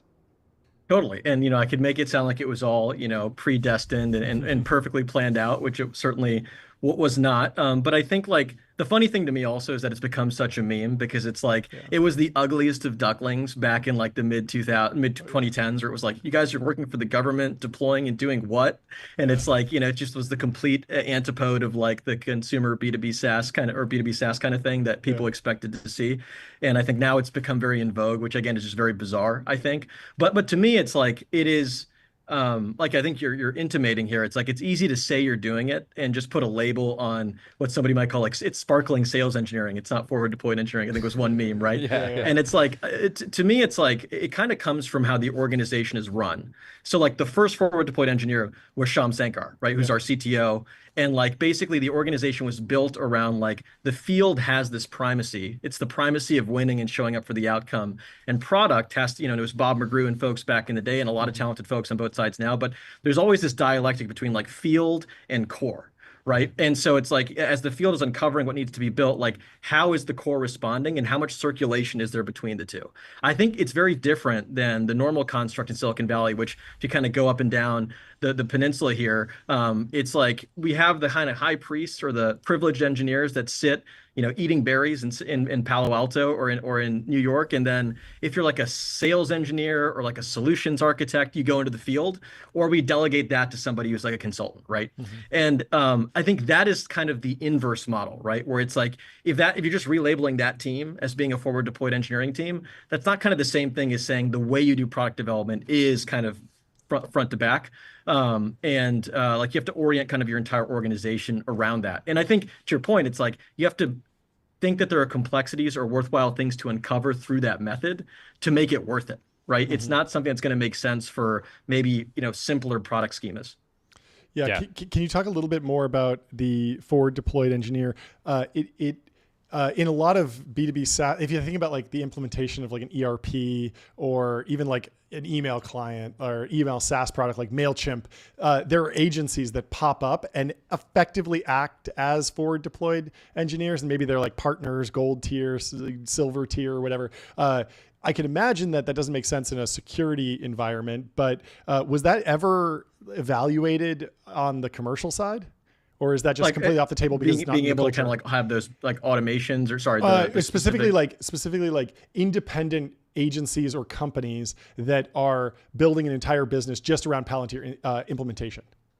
Yeah, it's interesting because like that's now coming to life through alums that we have who've actually gone on to kind of make these kind of like more Spartan, I'd say smaller squads that are kind of dedicated consultancies now. I think the joke back in the day was like nobody who was a consultant or was external would like bother to do this because like we're trying to build this plane in midair. We're trying to like understand like your job as an FDE is not just to service the demand or to implement the use case. It's also to figure out what to build, right? And like you are given kind of that creative power to say like you now have to spend your nights, your evenings, you know, the off time you don't have talking with product about what to build, and then showing up the next day or 2 days later with a new version. And like it's much more collaborative with a core engineering org. And I think that's where like if we tried to outsource that, I think there was always fantasies in the painful moments about like, can we just get other people to do some of this stuff?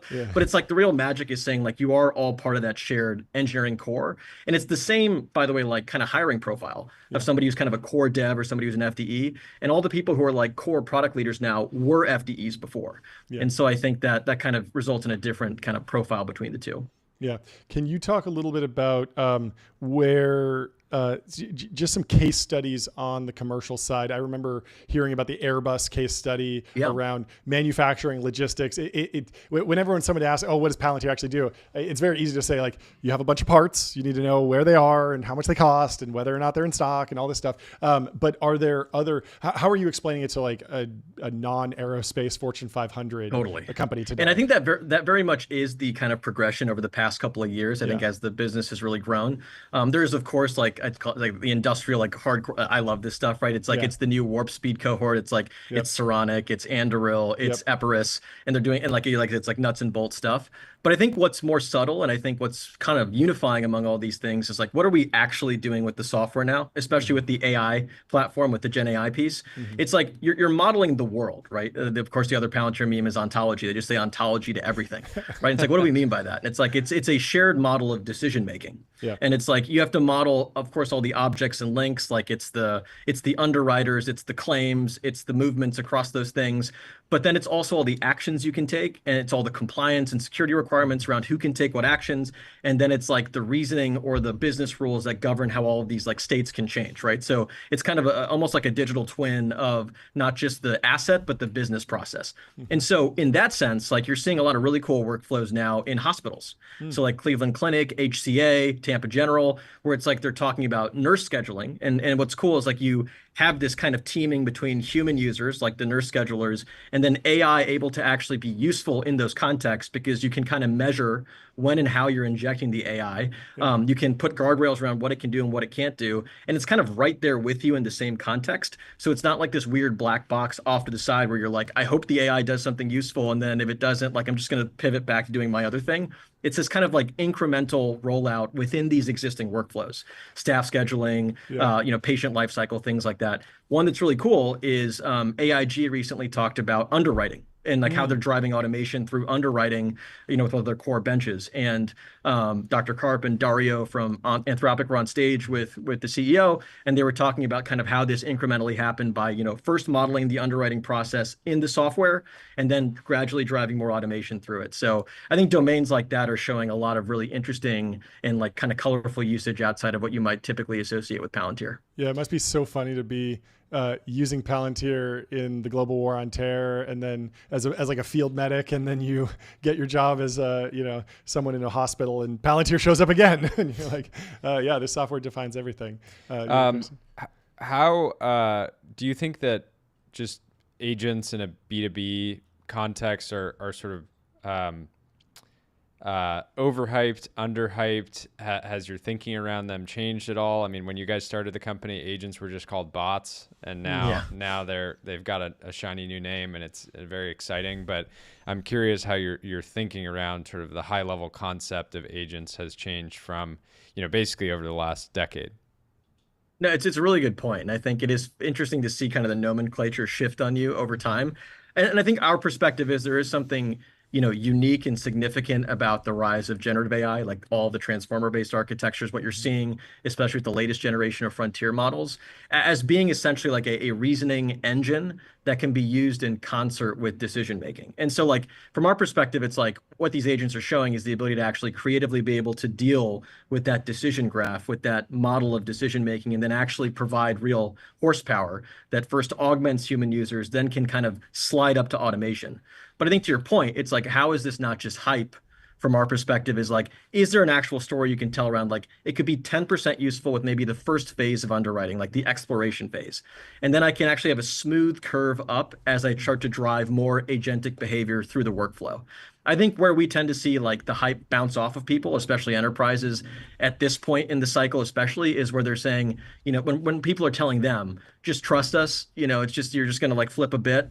It's not going to be a sliding scale. It's going to be a bit flip and hope that it works. Because I think we all know that that's not how it works. And I think what's actually kind of ironic is that's not how it works with any human user either, right? It's like if you're training an employee, or like the Japanese call it like deshi, like an intern, it's like you're gradually leveling them up over time, right? And so I think we're very bullish on that. And I think we're seeing a lot of very cool use cases in that sense. Can you talk a little bit about the tariffs? I'm sure that a lot of customers are rethinking their entire supply chains potentially. How does Palantir play into making great business decisions in uncertain times? Yeah, I think it kind of gets what you were saying at the very beginning around ERP systems, right? And kind of these rigid legacy systems. And in some ways, these system shocks, these exogenous system shocks especially, are a bit reminiscent of things like COVID, where it's like, it kind of tests the state of your software, right? It's almost like an environmental pen test against the state of your operations. And so I think where, we've tried to provide value for existing customers and where we're engaging new folks is where they're saying like, hey, like we feel trapped by the rigidity of the existing system structure, right? Like, our ERP models things one way, our second, third, and fourth ERP models things in a discontinuous, slightly different way. Same with our MES systems, our PLM systems, our ordering systems. And it's like, what we really need to be able to do is understand what's going on across everything, and then be able to impose strategy and kind of reconnect strategy with operations in a way that can actually be adaptive, right? I think what we're not doing is going to people and saying, hey, there's a magic wand that will magically fix all the tariff issues, no matter what the circumstances. But can we instead give you like an operating system to be able to say, you can now actually like kind of like you're a pilot in a jet, be able to navigate through as conditions are changing, test things, get leverage through AI and automation, and kind of be on the front foot when it comes to this stuff.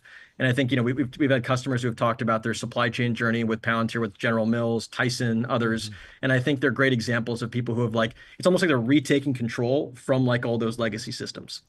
Can you talk a little bit about the kind of the broader Palantir ecosystem? I know that obviously Palantir sits on top of a lot of on-prem servers and cloud, different mixes of cloud tech. And then now with AIP, there's now companies that are building on top of Palantir, so they're kind of sandwiched there. How are both of those going? Where are the pockets of opportunity that you're seeing in the high growth that's maybe indexed to Palantir's growth, which has been fantastic, but outside of the Palantir direct ecosystem?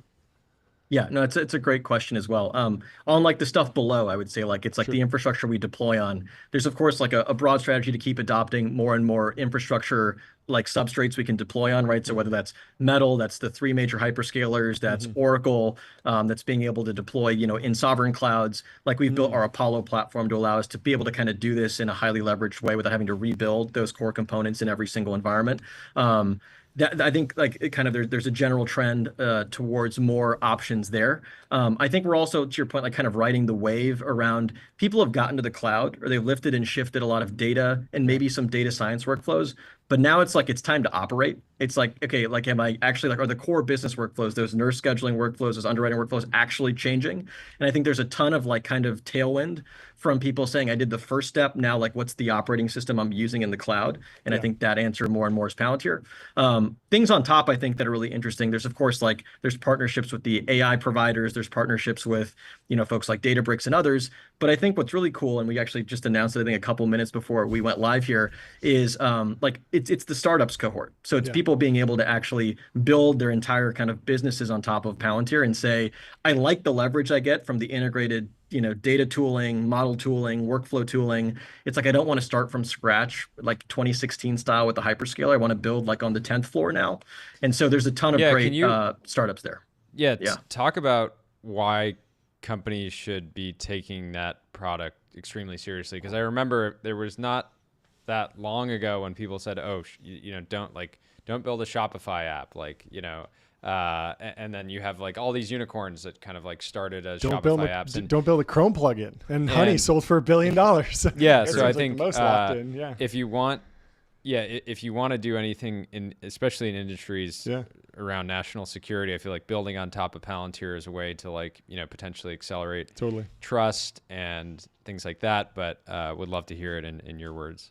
No, I think that's well put. I think there's 2 dimensions I think about, right? One is, like you said, it's being able to get leverage in kind of it's access and compliance and these sorts of things. So it's I want to get access to problem sets or mission sets. And so our mission manager offering on the government side allows you to be able to get into these domains and deploy your products. And there's a ton of great examples of that. And I think people see a lot of value. That's kind of more of the infrastructure enabling you as a startup. I think there's then building with kind of the platforms that are at kind of the above the infrastructure level. So this is Foundry and AIP. And there are folks saying, there's Helmgard and others who have presented recently that say to build the AI enabled applications that I want, this is the toolkit I want to use to build them, right? Because kind of everything from that data integration layer, the ontology layer, the workflow layer, the SDKs, all of that stuff is now it's the equivalent of the in the personal computer era, it was great to build against core components on my IBM PC or my Sun workstation, but it's I could really use an operating system to be able to build at a higher level and build much more sophisticated things. So I think that's what we're seeing. We had our second developer conference 3 weeks ago, and they had a bunch of startups there kind of telling that story in effect. I think I already know the answer, but do you feel like you guys are just getting started? I imagine with these customer relationships you have right now and the existing products, every single time you maybe think you hit the end of the product roadmap for a certain category, it's you get the next request from a customer, and it's hey, there's this whole area and opportunity that we weren't even thinking about a year ago, much less 5 years ago. You took the words out of my mouth. It's it's kind of an incredulous thing to say. I realized a little bit of self-awareness in Silicon Valley to say you're 12 and a half years in and it still feels like it's been a blink. And there's I joke, it's it's the end of Dune book 1. in like the first, but it's like we're just getting like we haven't even gotten off of Arrakis yet or whatever, or like whatever metaphor you want to use. And it's like I totally feel that way because it's like a lot has happened, a lot has transpired, and it's meaningful. And there's so many people that were part of the journey that are now in the ecosystem of folks you guys have been talking to and others broadly. But it does really feel like it's just the beginning. I want to know about the shift in security mindsets, specifically in the commercial sector. We've heard a lot of talks about corporate espionage, even in B2B SaaS, but obviously there's a bigger national story around security, even outside of a government context. Are you seeing increased demand from corporations that maybe don't need to be ITAR compliant, just around taking their software and data more seriously in terms of security? 100%. And I think that manifests in a few ways. One is just like it's the core kind of like hygiene or meat and potatoes part of that, which is like it does feel like the threat vectors are increasing. The threat profile against any prominent company in America is increasing. So, the way that we operate our core workflows, the way we secure our data, I think is more top of mind. It's not just sort of in the purview of the CISO or the CIO. I think everybody's thinking about it now, especially given kind of global volatility trends writ large. I think there's also this sense of like, if we're going to have to take these big leaps forward with AI or with building the next generation of digital applications, like these seem like they're going to be big shifts in the business. And they're going to affect a lot of, not just the technical users, but the business users, the operational users. So if we're building like essentially the next foundational parts of the business, like I want to be very sure that we're building it in the right way. And I think, as you guys probably know, like a lot of people have battle scars from the prior generation of stuff not having been built the right way, or there being, things that people have had to deal with off the back of those designs. So I think people are definitely tuned into that. You're totally right. Yeah. Culturally, what's changed as Palantir's become a public company? I know you've been there before when Palantir was private. Now you're public. Is it stressful having a stock price out there every single day? Have things kind of been business as usual? What's the shift been? I think, for those who've been around, I think what's cool is that the hiring profiles and the people that are coming in seem as good now as they ever have been. This is the shameless plug for we are hiring, all the things, but it's like, it's still a very young and vibrant place, which is why maybe like the temporality in my mind is a little bit broken as a result of these things. I will say one thing that's different for sure is like your friends and your family and your college friends, like talking about the stock up and down. It's like, people couldn't pronounce the name. People had no idea what it did for like most of the time I've been here. So like, it's still very bizarre, I think, for anybody who's been along or been around it to be like, people care this much about this. And it's like, of course we always cared, but like, that's still kind of bizarre when you get these pings, like, LinkedIn requests from somebody you went to high school with, and he's like, hey man, I'm in the retail investor community, keep it up. Amazing. Or it's like, it went down and it's like, hey, can you do something about it? It's like one or the other, right? Can the devs do something about the stock price? How do you personally think about AI safety? So not speaking for Palantir on this one. My one of the reasons I'm curious is, reacting to AI 2027, which who knows if you even had time to like read through from last week. I'm not halfway through, but I did the mistake of like watching the interview and then reading some of it. So I have to do one or the No, but like in the sort of like doomsday scenario, like I imagine like you and the Palantir team are like in a war room with the president, and it's like, hey, we got to like figure out how to like save humanity from the bots. But I'm curious, like general maybe reaction to that piece, and then how you're thinking about it more broadly. Just the shift from deterministic computing to probabilistic computing injects like just so many risk vectors. I'm dying to know what you think. No, I think again, I'm on the same wavelength as you guys. I think like I like those pieces. I think even if people dismiss them or try to critique them for being kind of sci-fi, it's like I think it's good that people are doing some definite thinking, even if it is a bit forecasted. I think this is true of like the piece Machines of Loving Grace that Dario put out as well. And it's like I think it's worth having these sort of like future looks just to be able to at least game theory through some of the implications here, as you're saying.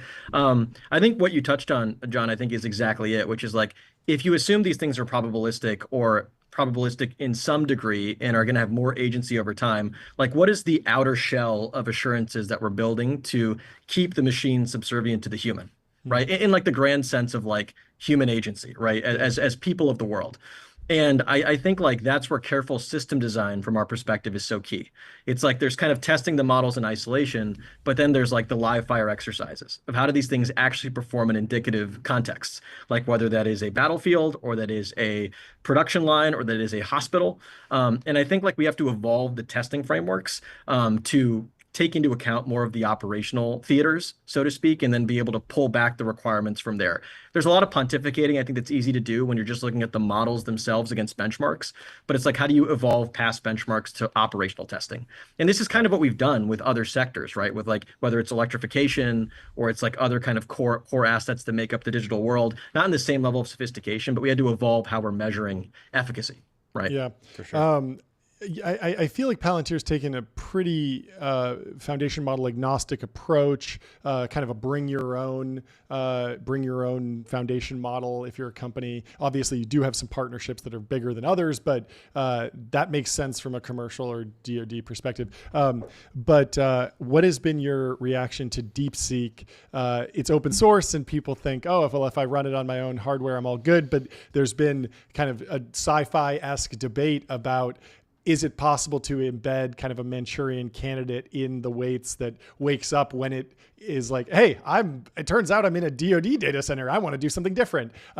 Is that pure sci-fi? Is that something that we need evals for? We need extra testing. We need to air gap and then kind of test in a offline environment first before we deploy these? Or do you think it's all sci-fi and it's not worth worrying about?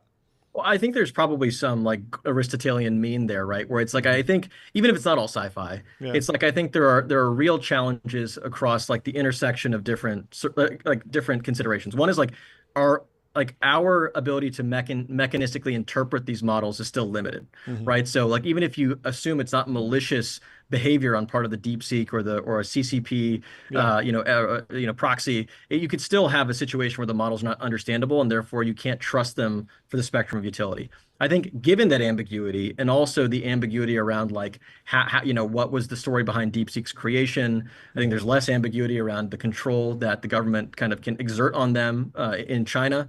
I think it all points to like, why would you add up that composite risk profile and kind of go all in on that if you had open source options or equivalent options in the Western world, right? And I think this is why it's important for us to have the ecosystem of proprietary models, commercial models are great, but also open source models like the Llama release that we saw.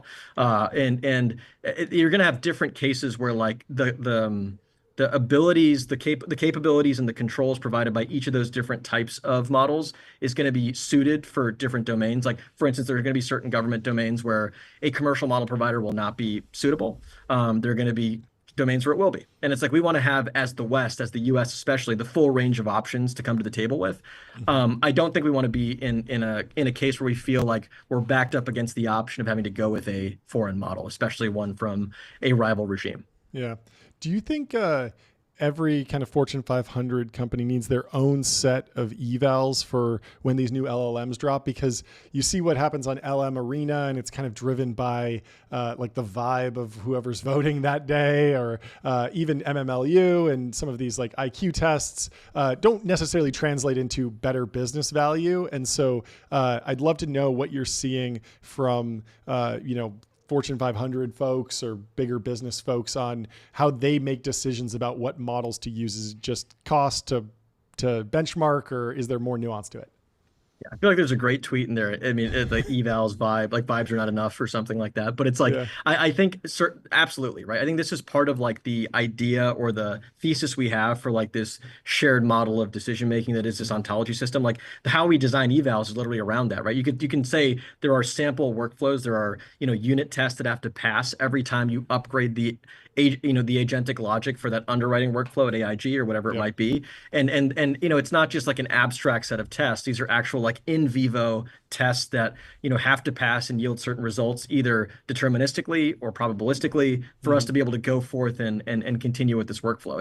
And even if nothing is changing, maybe we're just periodically running these tests because these models, like you said, are probabilistic, right? So things can change over time. So if the underlying model is shifting on us, we want to know that.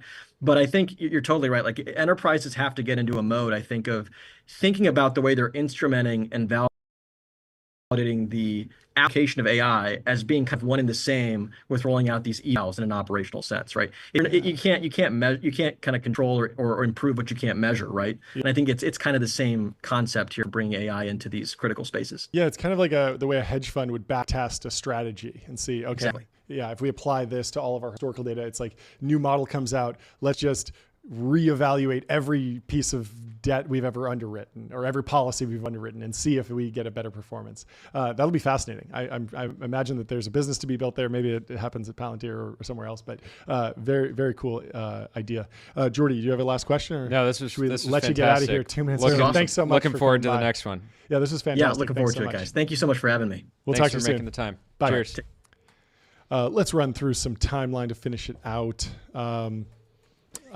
Cole Rotman says Mazel Tov to OpenAI Fund for turning $8 million into $600 million of paper gains from just 2 deals in a $175 million fund based on his math. Did you see this? They did Harvey. They led the $5 million seed in 2022. And now the Series D in 2025 is a $3 billion valuation. Sam Altman is pretty good at being a VC insane. when he wants to be. It's insane. And then Cursor, they led the $8 million seed in 2023, and the Series B is at a 2.6 valuation and might be getting like a 4x markup soon. I think we saw some leaks around, so could be a 5x fund off of 2 deals in just 3 years, which is remarkable. You'll love to see it.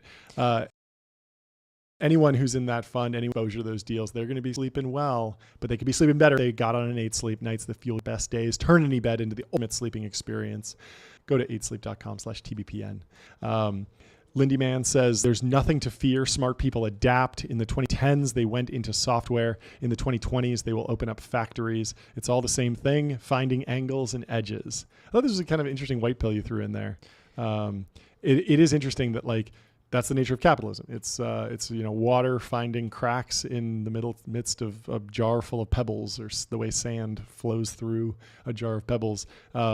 If tariffs go up and there's a bunch of incentives, the Hadrians and the base powers, they're ahead of this curve, but that's not the end of the story. There will be plenty of people that see the news if the tariffs stick and say, hey, this fundamentally changes the economics. I'm ready to write checks if I'm a VC. I'm ready to build a factory. And maybe it will be a slightly different work environment than building B2B SaaS, but I'm ready to make it fun. I mean, one of the coolest things that's happened over the last few years has just been the El Segundo movement and the Aaron Slodovs and the reindustrialized folks just making, that meme obsolete of everybody wants to reindustrialize, but no one wants to work in a factory. Well, a lot of people are down to work in factories now because it's not that dirty. It's actually there's just a big machine over there. There's still some offices. Anybody that throw on has headphones, you're fine. Anybody that has ever made something, in the context of a business, it doesn't really matter what it is, right? Even if it's a startup and you get a little bit of revenue and you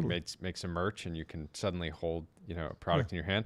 It's amazing. So I actually do believe that many people would rather, work in a factory or work around factories and be involved with producing things, not just software. Well, after you produce things and you start selling it online, what are you going to have to do? You're going to go pay to your sales tax. You're going to go to numeral HQ. It's sales tax on autopilot, folks. Spend less than 5 minutes per month on sales tax compliance. Go to numeral HQ. And 25 states are now taxing software sales. Yeah. Get in front of it. Just do it. And we had a really cool launch video from Zipline. This company's been around a long time. We should ideally up the video if we can, but regardless, Zipline is a drone. They're kind of vertically integrated drone delivery. They make the drones, but then they also run the service. And so they were in Africa doing blood deliveries via drone. So it's very important to get it there very fast. Yep. If someone's bleeding out, you need a blood transfer, send it from the central hospital as fast as possible. So even though drone delivery is expensive, totally makes sense in that case. They built out a ton of technology, ironed out a bunch of problems, and now they're ready to bring it to the United States. And they are launching in a few states, Texas and a few other places. Seems really cool. And we were talking to somebody, here we can watch this video, because I think this is so cool. I love to work on things I'm passionate about. I think when you're passionate about something, it doesn't feel like work anymore. You might observe it as like type 2 fun, because often if you're passionate about something, you're willing to do things that other people would find harder than anybody would want to do. But it turns out when you're passionate about it, it's just, you know, it's fun. Yeah, it's just such a different vibe than the normal hard tech vibe reel that's like really intense with like a role in building over the top music. The future that we would be proud to hand to our it's kids. Just like chilling. Is about fun, as cool as it gets. Warm. I know it's been a lot of sacrifice from a lot of people to make this happen. I don't think any of us thought it would be sci-fi easy. future. Yes, the drones are going to be a little bit But we thought it'd noisy. be a lot Hopefully they easier can than figure out the noise this. problem. Yeah. The magic now of pressing a button on your phone and getting an item. Totally. In you know. And we were talking to someone who I minutes. think was an investor in Zipline, and he said that something like 80 to 90% of all of the goods in a Walmart fit in that drone. Yeah. And so, yeah, you're not going to drone delivery like a couch, but like for most things, you can actually use this service, and hopefully the economics pencil out in a viable way. I definitely want to have the team on the show soon and talk about it, but really, like above all else, it just stuck out that they went with such a different style and aesthetic for their launch video, with something much more ethereal and it just feels like summer, and it just feels like you're just relaxing and a drone comes deliver, and it's like, yeah, this is cool, this is sci-fi, this is tech, but it doesn't need to be cyberpunk.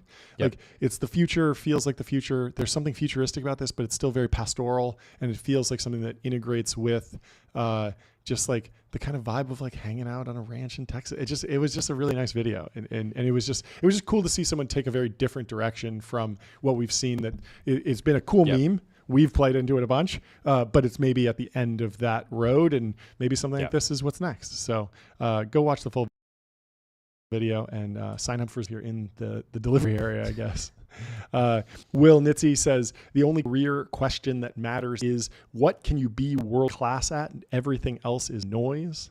I like that. It kind of paired with what we were talking about yesterday with the intersection of two novel ideas or areas of expertise being something that LLMs struggle with, and I think this will be a continual big opportunity for humans. Big opportunity for humans.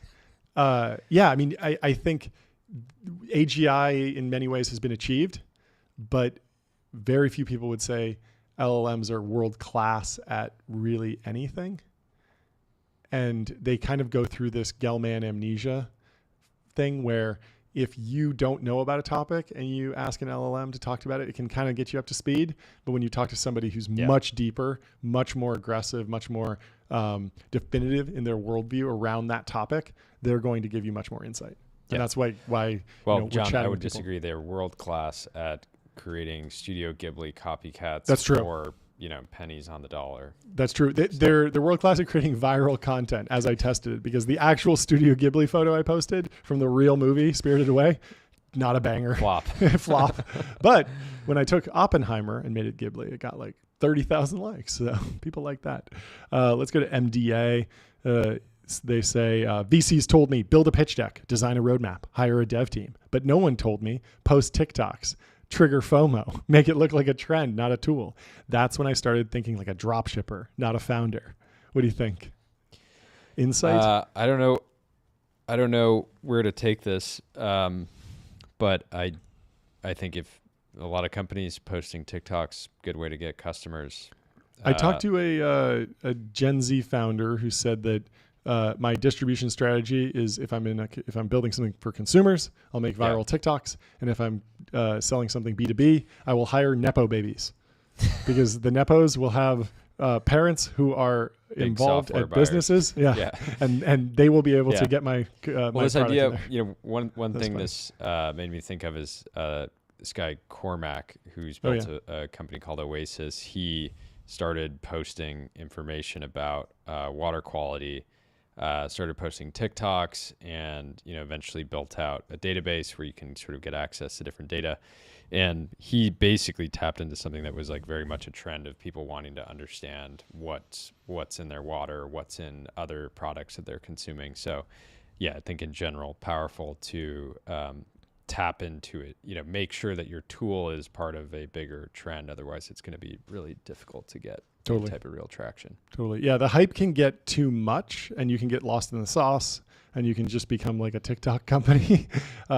But there's something about the communication and casting a wide net that clearly lets things ramp. I think we probably saw that with the Crea team. They had like 20 million users or something. Like you don't get that without going viral. I'm not sure if they did it through TikTok, but they certainly became a trend and that enabled a lot of fundraising and stuff. Speaking of fundraising, 25-year-old police drone founder Blake from Brink Drones just raised a $75 million round led by Index. I met him camping like a year or two ago. He's a Teal fellow, great guy, and fascinating. I love this photo. The drone's just hovering behind him.